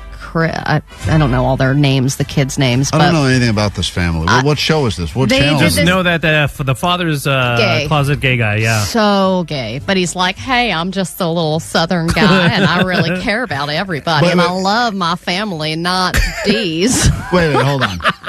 He is gay, but he's That's a pretty good one. But he is gay, but no, he's not. But he is. Got it. Yeah. I got it. He's gay. I mean, he's tax evasion is the thing that they're in there for, right? Yeah, so they were, it was bank fraud, tax fraud, all that kind of stuff, which Trump has been sympathetic to. He has been accused many times of tax fraud, which, to be honest, probably did happen. Now, what are the Chrisleys going to do for Trump that would lead Trump to do this? Yeah, that's why I'm not sure yet. We'll have to figure it out. Right now, one of the kids just said, I'm grateful to God and extremely grateful to President Trump and his entire administration. I'm beyond thankful to finally have my parents back home so that he cannot plow other men. So he's been doing tax evasion and vag evasion for a while. He's avoiding both of those things. He's in jail for that too, vag evasion. Well, yeah, Trump does not like that. Trump I know, he's like, vag. oh no, I'm out of prison, darn. Yeah, he probably, actually, I'll just stay. He's super pissed. Guy's probably all bummed. That's probably why he got it. Guy's probably so excited. He was like, get him out of prison. No, I have to go back to my wife. This is what I was hoping for. I had 7 whole years of this. The guy was hoping for it so badly. That's so funny. The guy really wants to go to jail to get plowed, and he can't even get in there. I got pardoned of all the He's going to start doing all these terrible things to hopefully get locked up. It's the only way he can live his Do you want to best search life. me again? You sure? I may have brought something in. Now I know. I'm looking at. Now I know who this guy is. Yeah, I've never seen this show. I don't even know what channel it would he's be on. flaming. But seems super gay and very religious. All right, think about how you feel right now. At a 1 out of 10 scale, it's probably about a 5 or a 4 on any given day, right? They just did a study and they discovered that the average American feels fully healthy about 19 days a month. I'm a handicap. So at least 10 days out of the month, you're feeling like you're coming down with something, like you're getting over something, like you're about to get something, or you're just generally crappy feeling and not healthy. I'd say I have two good days a month. That's my number. So you're below the American average. Yeah. Mm-hmm. I think that I think I'm half and half. But you know what? I started doing those little, like, chewable things. I'm a whole new woman from that. Those little immune support things. Oh, you're eating those? Yeah, because I got to day? fight off all the crap that you bring in here. Yep. Well, and I have to be superhuman. I got to, like, pump myself up a vitamin C to fight off all the random crap that we get from our kids and each other. Average person claims that just over half the month they feel normal and half the month they feel crappy. Yeah. They feel healthy, fully healthy, only 19 days out of the month. Yeah, I guess we're getting into the healthier, minus this new COVID strain that apparently is all over California. We're entering the healthiest few months of the year. Usually, this is when people, we've gotten through the flu and all that crap. And then fall through Christmas and New Year's is just a rough time. Yep. I get it. All right, well, there's your news. Yay. We get into a brand new hour of the show, and the very first thing we do after this sublime song is get you not 1, not 2, not 3, but 4 tickets to Hurricane Harbor, Los Angeles. So you can go ahead and enjoy the summer covered in water. We'll do that for you next on KROQ.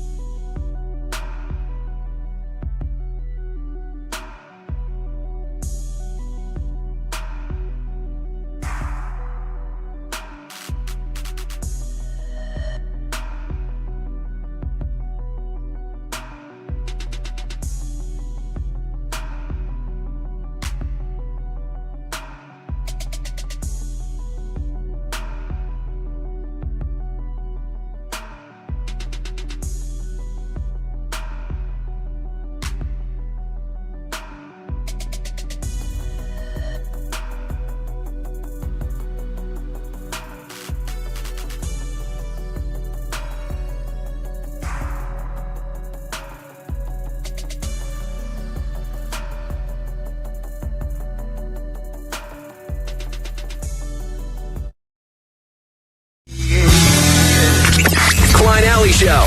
106.7 KROQ FM in HD Pasadena, Los Angeles, Orange County. This is the world famous KROQ. Blast in the summer, Hurricane Harbor, 4-pack of tickets. Do it right now. Call 1-800-520-1067. You'll win these tickets every hour starting right now all day long. Nicole Alvarez will have another pair for you. Excuse me, another 4-pack for you at 10, 11, 12. Kevin Ryder will be in here to give you even more access. So just get ready to get wet all summer. Hurricane Harbor, Los Angeles, Southern California's most thrilling water park is now open on select days. Get tickets at sixflags.com/Hurricane Harbor, LA. All right, call it 20. Congratulations in advance. We'll pick you up, give you the good news. Then a funeral will take place over the airwaves of KROQ. Not for Allie's fish who died recently, or her. Oh, man, I totally forgot about that. R.I.P. We're going to pay tributes, final respects to the penny. The world's least respected currency is officially discontinued. There will be no new pennies made. If you've got them, maybe eventually they'll be worth something, but probably not. And we will celebrate the penny with all of your stories, a collection, as we will say goodbye, sayonara, once and for all, to the penny. And then Margaret Cho will be on with us, and we'll break down our summer bucket list with Omar, who will give us the official rules he gives his kids every year as they put together their summer bucket list, things we'd like to accomplish between now and... When do we have to do this by, Omar? By the Labor Day? Right? By the start of the school year, which is, I want to say, mid-August, I think. Yeah. I mean, your kids their schedule's so weird now. It's Yeah. like, I think they go back to school like July 4th or something. It's weird, yeah. It's very early. July 4th. Well, anyway, we'll give you our bucket list, and you're more than welcome to join us for that in a moment. But first, let's give you the good news. And the good news goes to someone listening to us right now named Melanie. Good morning, Melanie. Yes. Caller 20. That is you.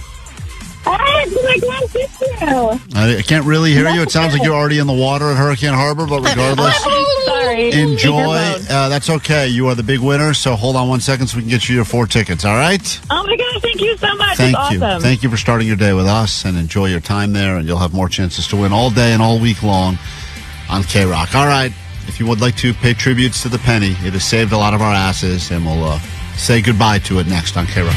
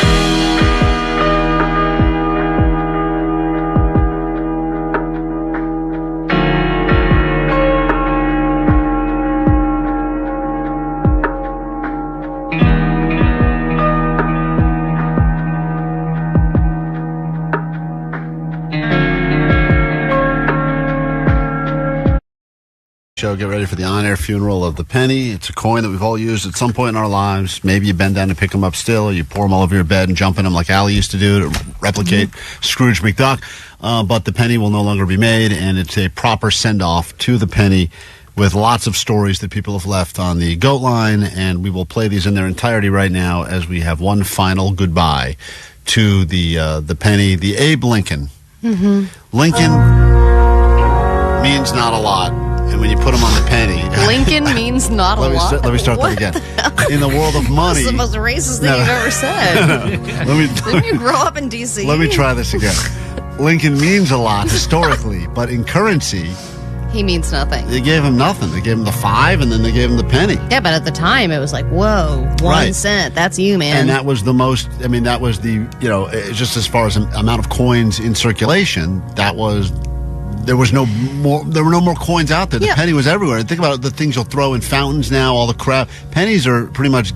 Yeah, you don't want to throw a quarter in a fountain. That's way too valuable. Like, people will actually have legitimate bums that are asking for money, and they'll say, like, all I have is good coins. I'm not going to give anything. But if they have pennies, they're like, great, clean out my car. Here's a handful of pennies. Even more problematic. I'm not saying that. People are saying But when something goes extinct, like, the $50 or the $2 bill, like, it becomes cool to have it, right? I mean, it does become more valuable, and maybe the penny will make a comeback in that way. It'll be specialized. Here are some of the many stories that have been left on the goat line to pay tributes to the goodbye of the penny. What's up, guys? This is Jim. Real quick, I used to throw pennies in fountains when I was a kid, and I would wish for things, and one time I wished to be taller.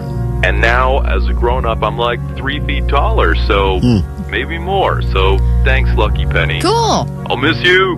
It's a very nice message. A guy got his wish granted, although probably it was puberty that did that, but regardless, let's go ahead and give the penny credit. He should have wished for something better than just being taller when he was a child. Guys, if I would have never grabbed that penny, I would have never ripped my pants. Thus, I would have never changed my clothes. Thus, those 2 college chicks would have never grabbed my meat on that couch. I'm certain of it. All right, I just needed to put that conclusion in there. Sweet Bibits. Love you guys.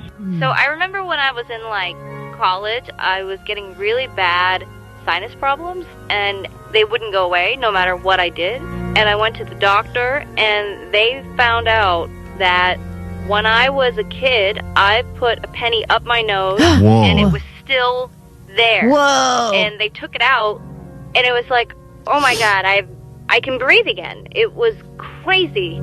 But you know what? I kind of miss it. The penny is the perfect size coin to fit up your nose. The dime is too small, a nickel's too big. Yeah. So shout out to the penny. Okay, at 21, I bought my first beer with all pennies because I had been fired from my job a week before. The dirtiest pennies.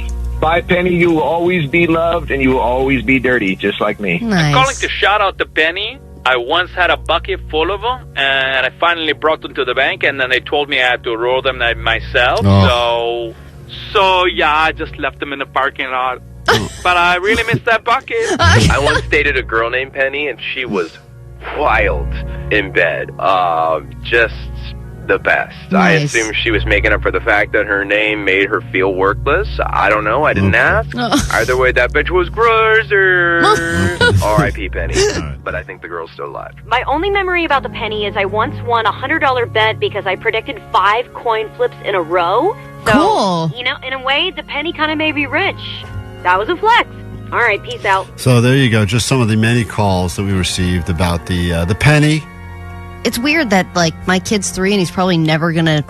Well, in your house he will, because that's still going to reign supreme. That's right. That's going into his college account. That's right. Allie's going to let the penny live on. But for the rest of you, they're obsolete. And let's take a moment to celebrate that guy's bucket that he left in the parking lot of the bank as well. Moment of silence for the bucket. I do remember that feeling vividly of going to the bank at one point with a bunch of pennies and then being like, what do you want us to do with these? And they're like, here are those little sleeves. Yeah, you're like, forget that. Oh, I did it. I'm doing that. That's what I made my kids do it. That's smart. That's a character building thing. Come back in a moment. We get you into Belly Laughs, where funny meets flavor. It's a jam-packed lineup. Some of the comedians that will be there, Vanessa, include who?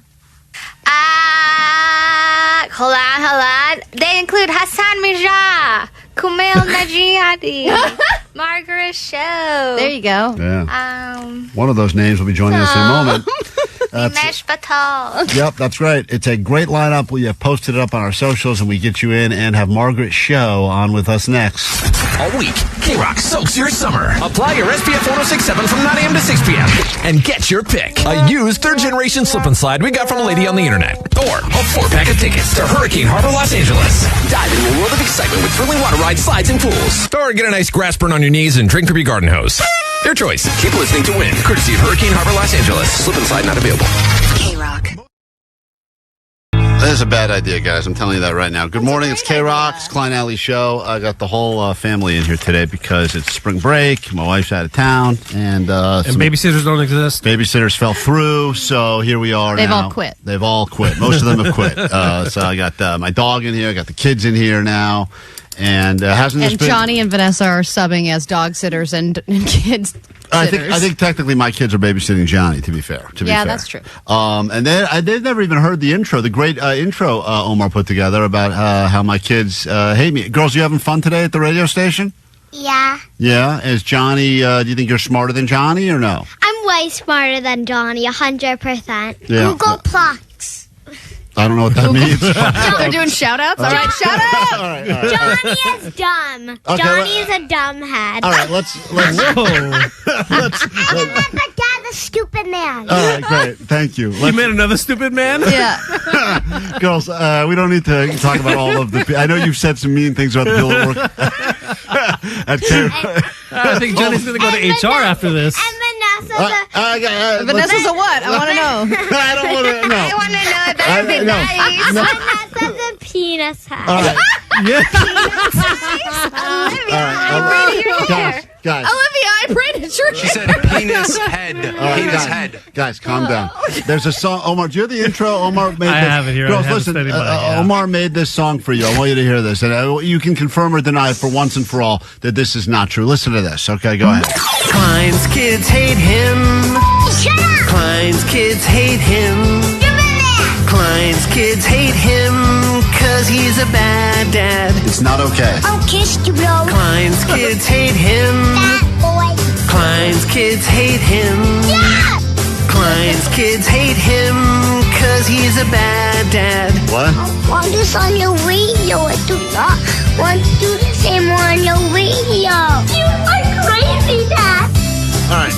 Girls, what do you think of your intro? Do you like the song that you guys are a part of? I hate it. Okay. I hate it. All right, good. Thank you. But you love me, right? You love me? Yes. Thank you. Thank you. No, I do not. Okay, hold on a second. Now you're trying to get. Now she's just trying to be So, sensational. Klein, your dad has been taking care of you guys a little bit more lately because your mom's been out of town. And how does your daddy do when it's just the three of you? He's a mean head. No, come on. See now, can you be an answer? Good. Thank you, Sienna, for telling the truth. You hear that, CPS? No one. CPS, don't listen to this. Sometimes he's good. Stop it. What is the best thing that your dad has? What Thank is the you. best thing your dad has done for you in your during your spring break? I don't know. Nothing. Okay, great. It's like they're trying to get a reaction. Hey, what do you think your dad does for a living? What do you I don't know. Well, we're doing it right now. He probably goes poop a lot. That is Okay. hilarious. Great. Crushing it. Does cold plunge. Yes, he does do cold plunges. He does Pilates. Okay. Wow. Yeah. That's Pilates? You do Pilates? Hey, girls, What what did you guys... do you want to share? Can we stop doing this? What did you guys think when Daddy came home and his tips were dyed bleached? When blonde? my hair was blonde, what did He you was say? stupid. Thank you. Great. All right. Super. As opposed to now, and he's still stupid. All right. And now that my hair is back to normal color, am I still stupid or no? No. Hey, All did right. you girls know that your daddy has 2 buttholes? Okay. He Allie? does. Yeah. Allie? That's why I pooped so That's much. why he's pooping so much. Yeah. Guys, very inappropriate. Would Inappropriate. your dad be cool if he got a piercing? I want to have a serious conversation with you about something. No, you wait. I want to have a serious conversation with you now. Yeah, excuse me. What? Do you know what joke they're about to tell? I don't, but I don't want to hear it. Listen to me right now. How many? It's gonna be. What is she about to say? It's going to be inappropriate. Olivia, be careful. You will lose your play date later. Oh, don't take away her play date. Listen Stop. to me. Listen How many nipples does he have? See? It's not funny. Great. Does she know about the nipple? No, she doesn't. Jake, no. Listen to me, girls. I want to tell you something quickly. Olivia, Sienna, both of you. Listen to me. Yeah. You've been playing a lot of Roblox lately. I don't know if you heard yesterday. There's a big story that happened where a kid was playing Roblox and then got abducted by a kidnapper. And we talked about what happens if you try to get kidnapped. And what is your plan? What happens if you try to get if someone tries to kidnap you? I'll just say no, you're a stupid head. All right, good. And what is your plan, Sienna, if someone tries to kidnap? Because it's so easy. You can just say whatever you want to them or just run away on Roblox. I would punch them in the penis. Okay. That actually is a great answer. Yes. And call Spencer. Okay, goodbye. All right. And call Spencer. Who's Spencer? I don't know. Is that the real dad? Probably. Thank you, girls. Make it.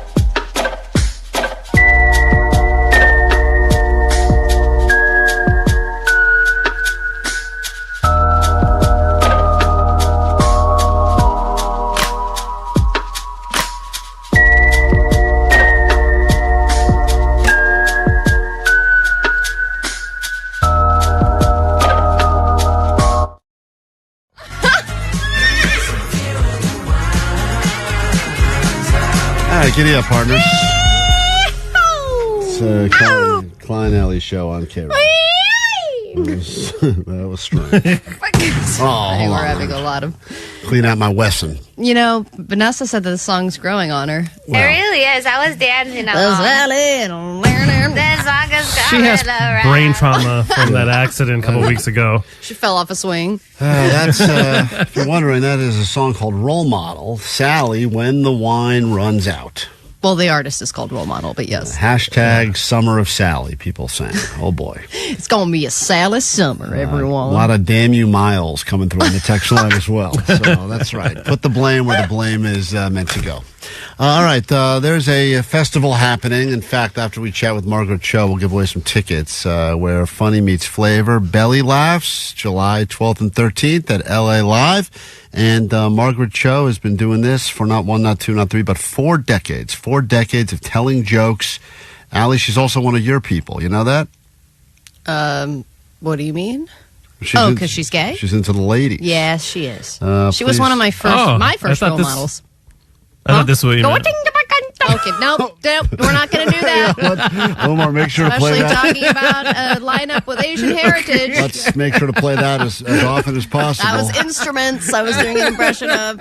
She'll get it. Allie, we'll find out. Ladies and gentlemen, please say hi to Margaret Cho. Good morning, Margaret. Good morning. Hi. How have you been? I've been great. It's great to talk to you again. I know, it's been a long time. You know, Margaret, when I was younger, I had every single word of your stand-up special, I'm the one that I want, memorized. And that oh my goodness. That includes your impressions of your mother. And I would imagine that now I should not be repeating those lines to other people as a white lady. That's awesome, though. I love it. That's incredible. I also think that potentially you turned Allie gay, and I mean that as a positive thing, but Allie is, up until now, was the most successful lesbian on the show, but now that you're on with us, you've now dethroned her as that. Yeah.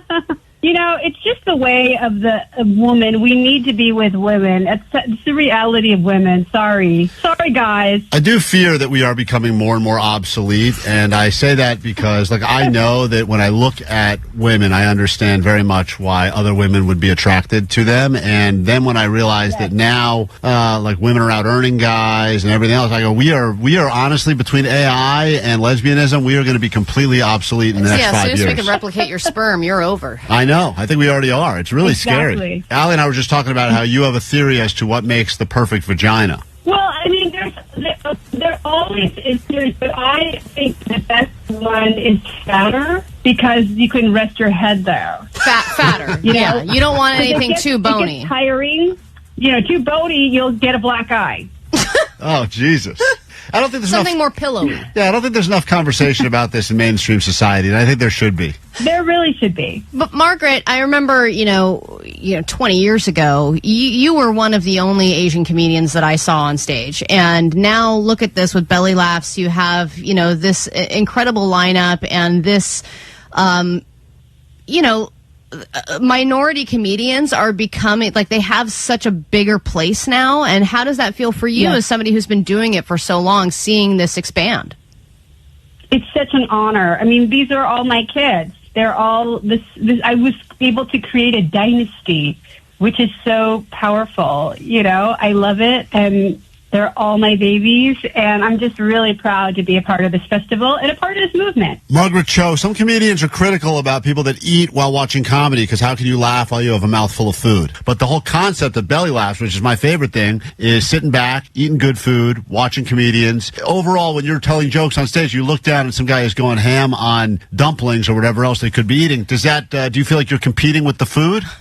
No, I mean, I always love it. I love that we get to do this in a real sort of setting where people are entertained in every way. And I always need food whenever I go anywhere. So I know. This is a perfect thing. It's such a packed lineup at the Belly Laughs Festival that we're going to be sending people to in a moment. Anyone on there that you have beef with? Because everyone loves a good comedy controversy. Anyone on the lineup that you're like, I can't share a hallway with that person? No beef because we're all so close. I mean, Asian American comedians are really close to each other. We really bond because we share that heritage. We share the fact that our parents didn't want us to do this, that they were, you bring shame on our family, that kind of attitude. They and we're all one. The nice thing is that we can relate as morning radio show hosts. We've also brought shame on our parents' family. Yeah, but our parents never thought we would be doctors. No, they never had better dreams for us. I think that's the one thing you can connect is that every comedian on this lineup, parents wanted them to go into medicine. Is that correct? So something like that, or finance or law or a degree that ensured a prosperous way of life in a country where racism was a primary aspect of getting jobs in entertainment and stuff like that. So it's practical, but we were brave and made that step forward and did something in the arts, and so we should be rewarded, and it's wonderful. What do you think Margaret Cho is harder, coming out as gay or coming out as a comedian? I think it was hard to conceal either, because I couldn't really be not Asian. And right. in the same way, I couldn't really be not gay. So it's very hard to conceal. Yeah, but your mom came around, she accepts you and loves you. Yes, but what they don't accept, my parents don't accept bisexuality. Why? Because that's the tricky part. They don't accept it because they think you have to be gay or straight. Yeah. It's confusing. Do you want to pick one? Indecisiveness, right. I get it. Yeah, they're like, you got to pick one and stick with it. Belly Laughs, the 12th and 13th, LA Live. We have tickets for Call 20 right now on KROQ at 800-520-1067. You'll see the legendary Margaret Cho there. Of course, we've gone over the complete lineup. It's posted on our socials, but it is packed, including former KROQ employee Sherry Cola, who's on that lineup as well. Margaret Cho, great to talk to you again, and thank you for joining us this morning on KROQ. Thank you so much.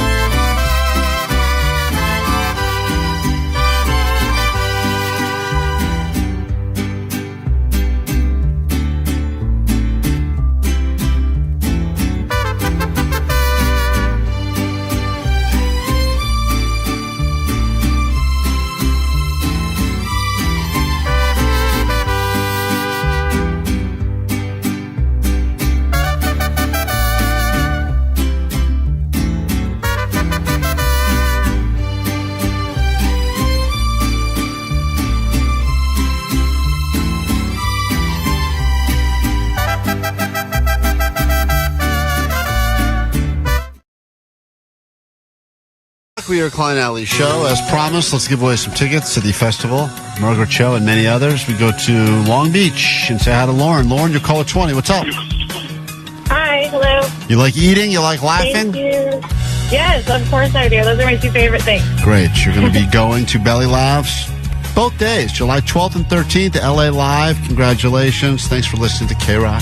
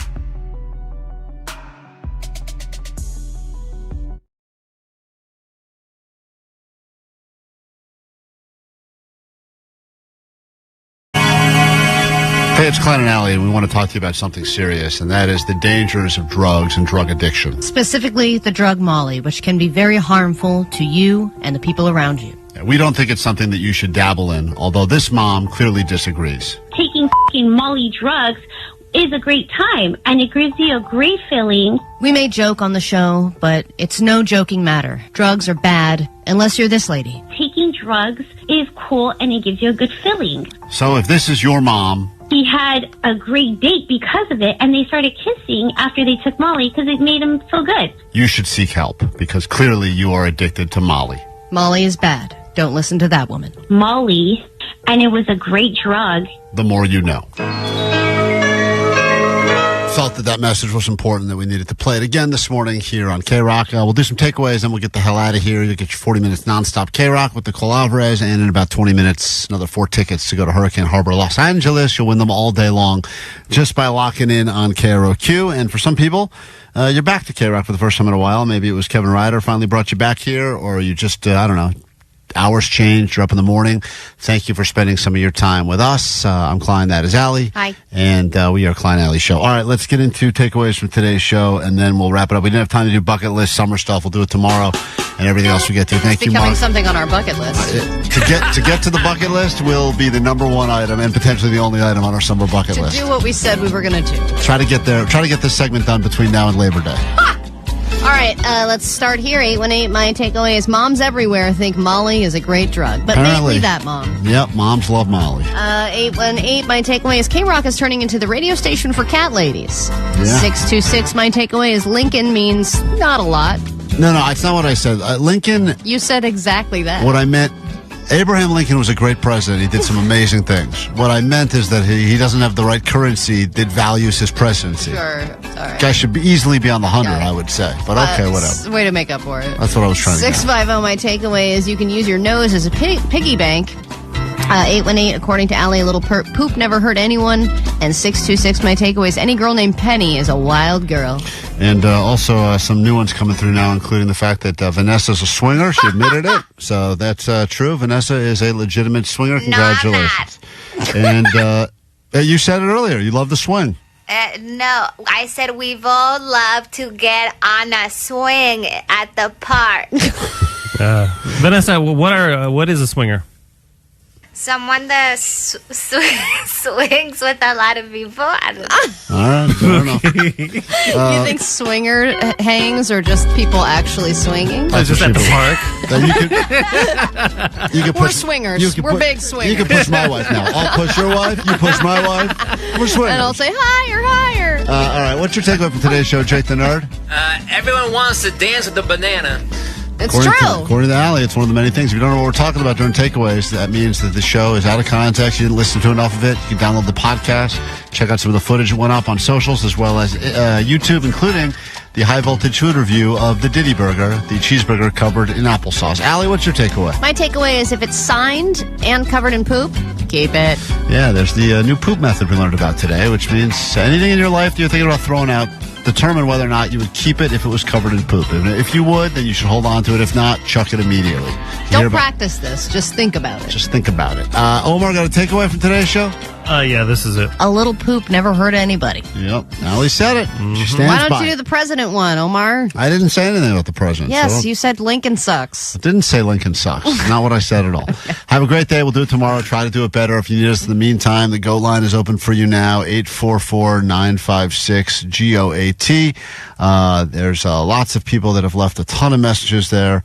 And let's go ahead and leave you with this one, because this guy made a good point, and I think this is a valuable lesson that we can all live our life by. This guy. Hey guys, just wanted to leave a quick thank you. So today I woke up a little hungover, but I really didn't want to go to work.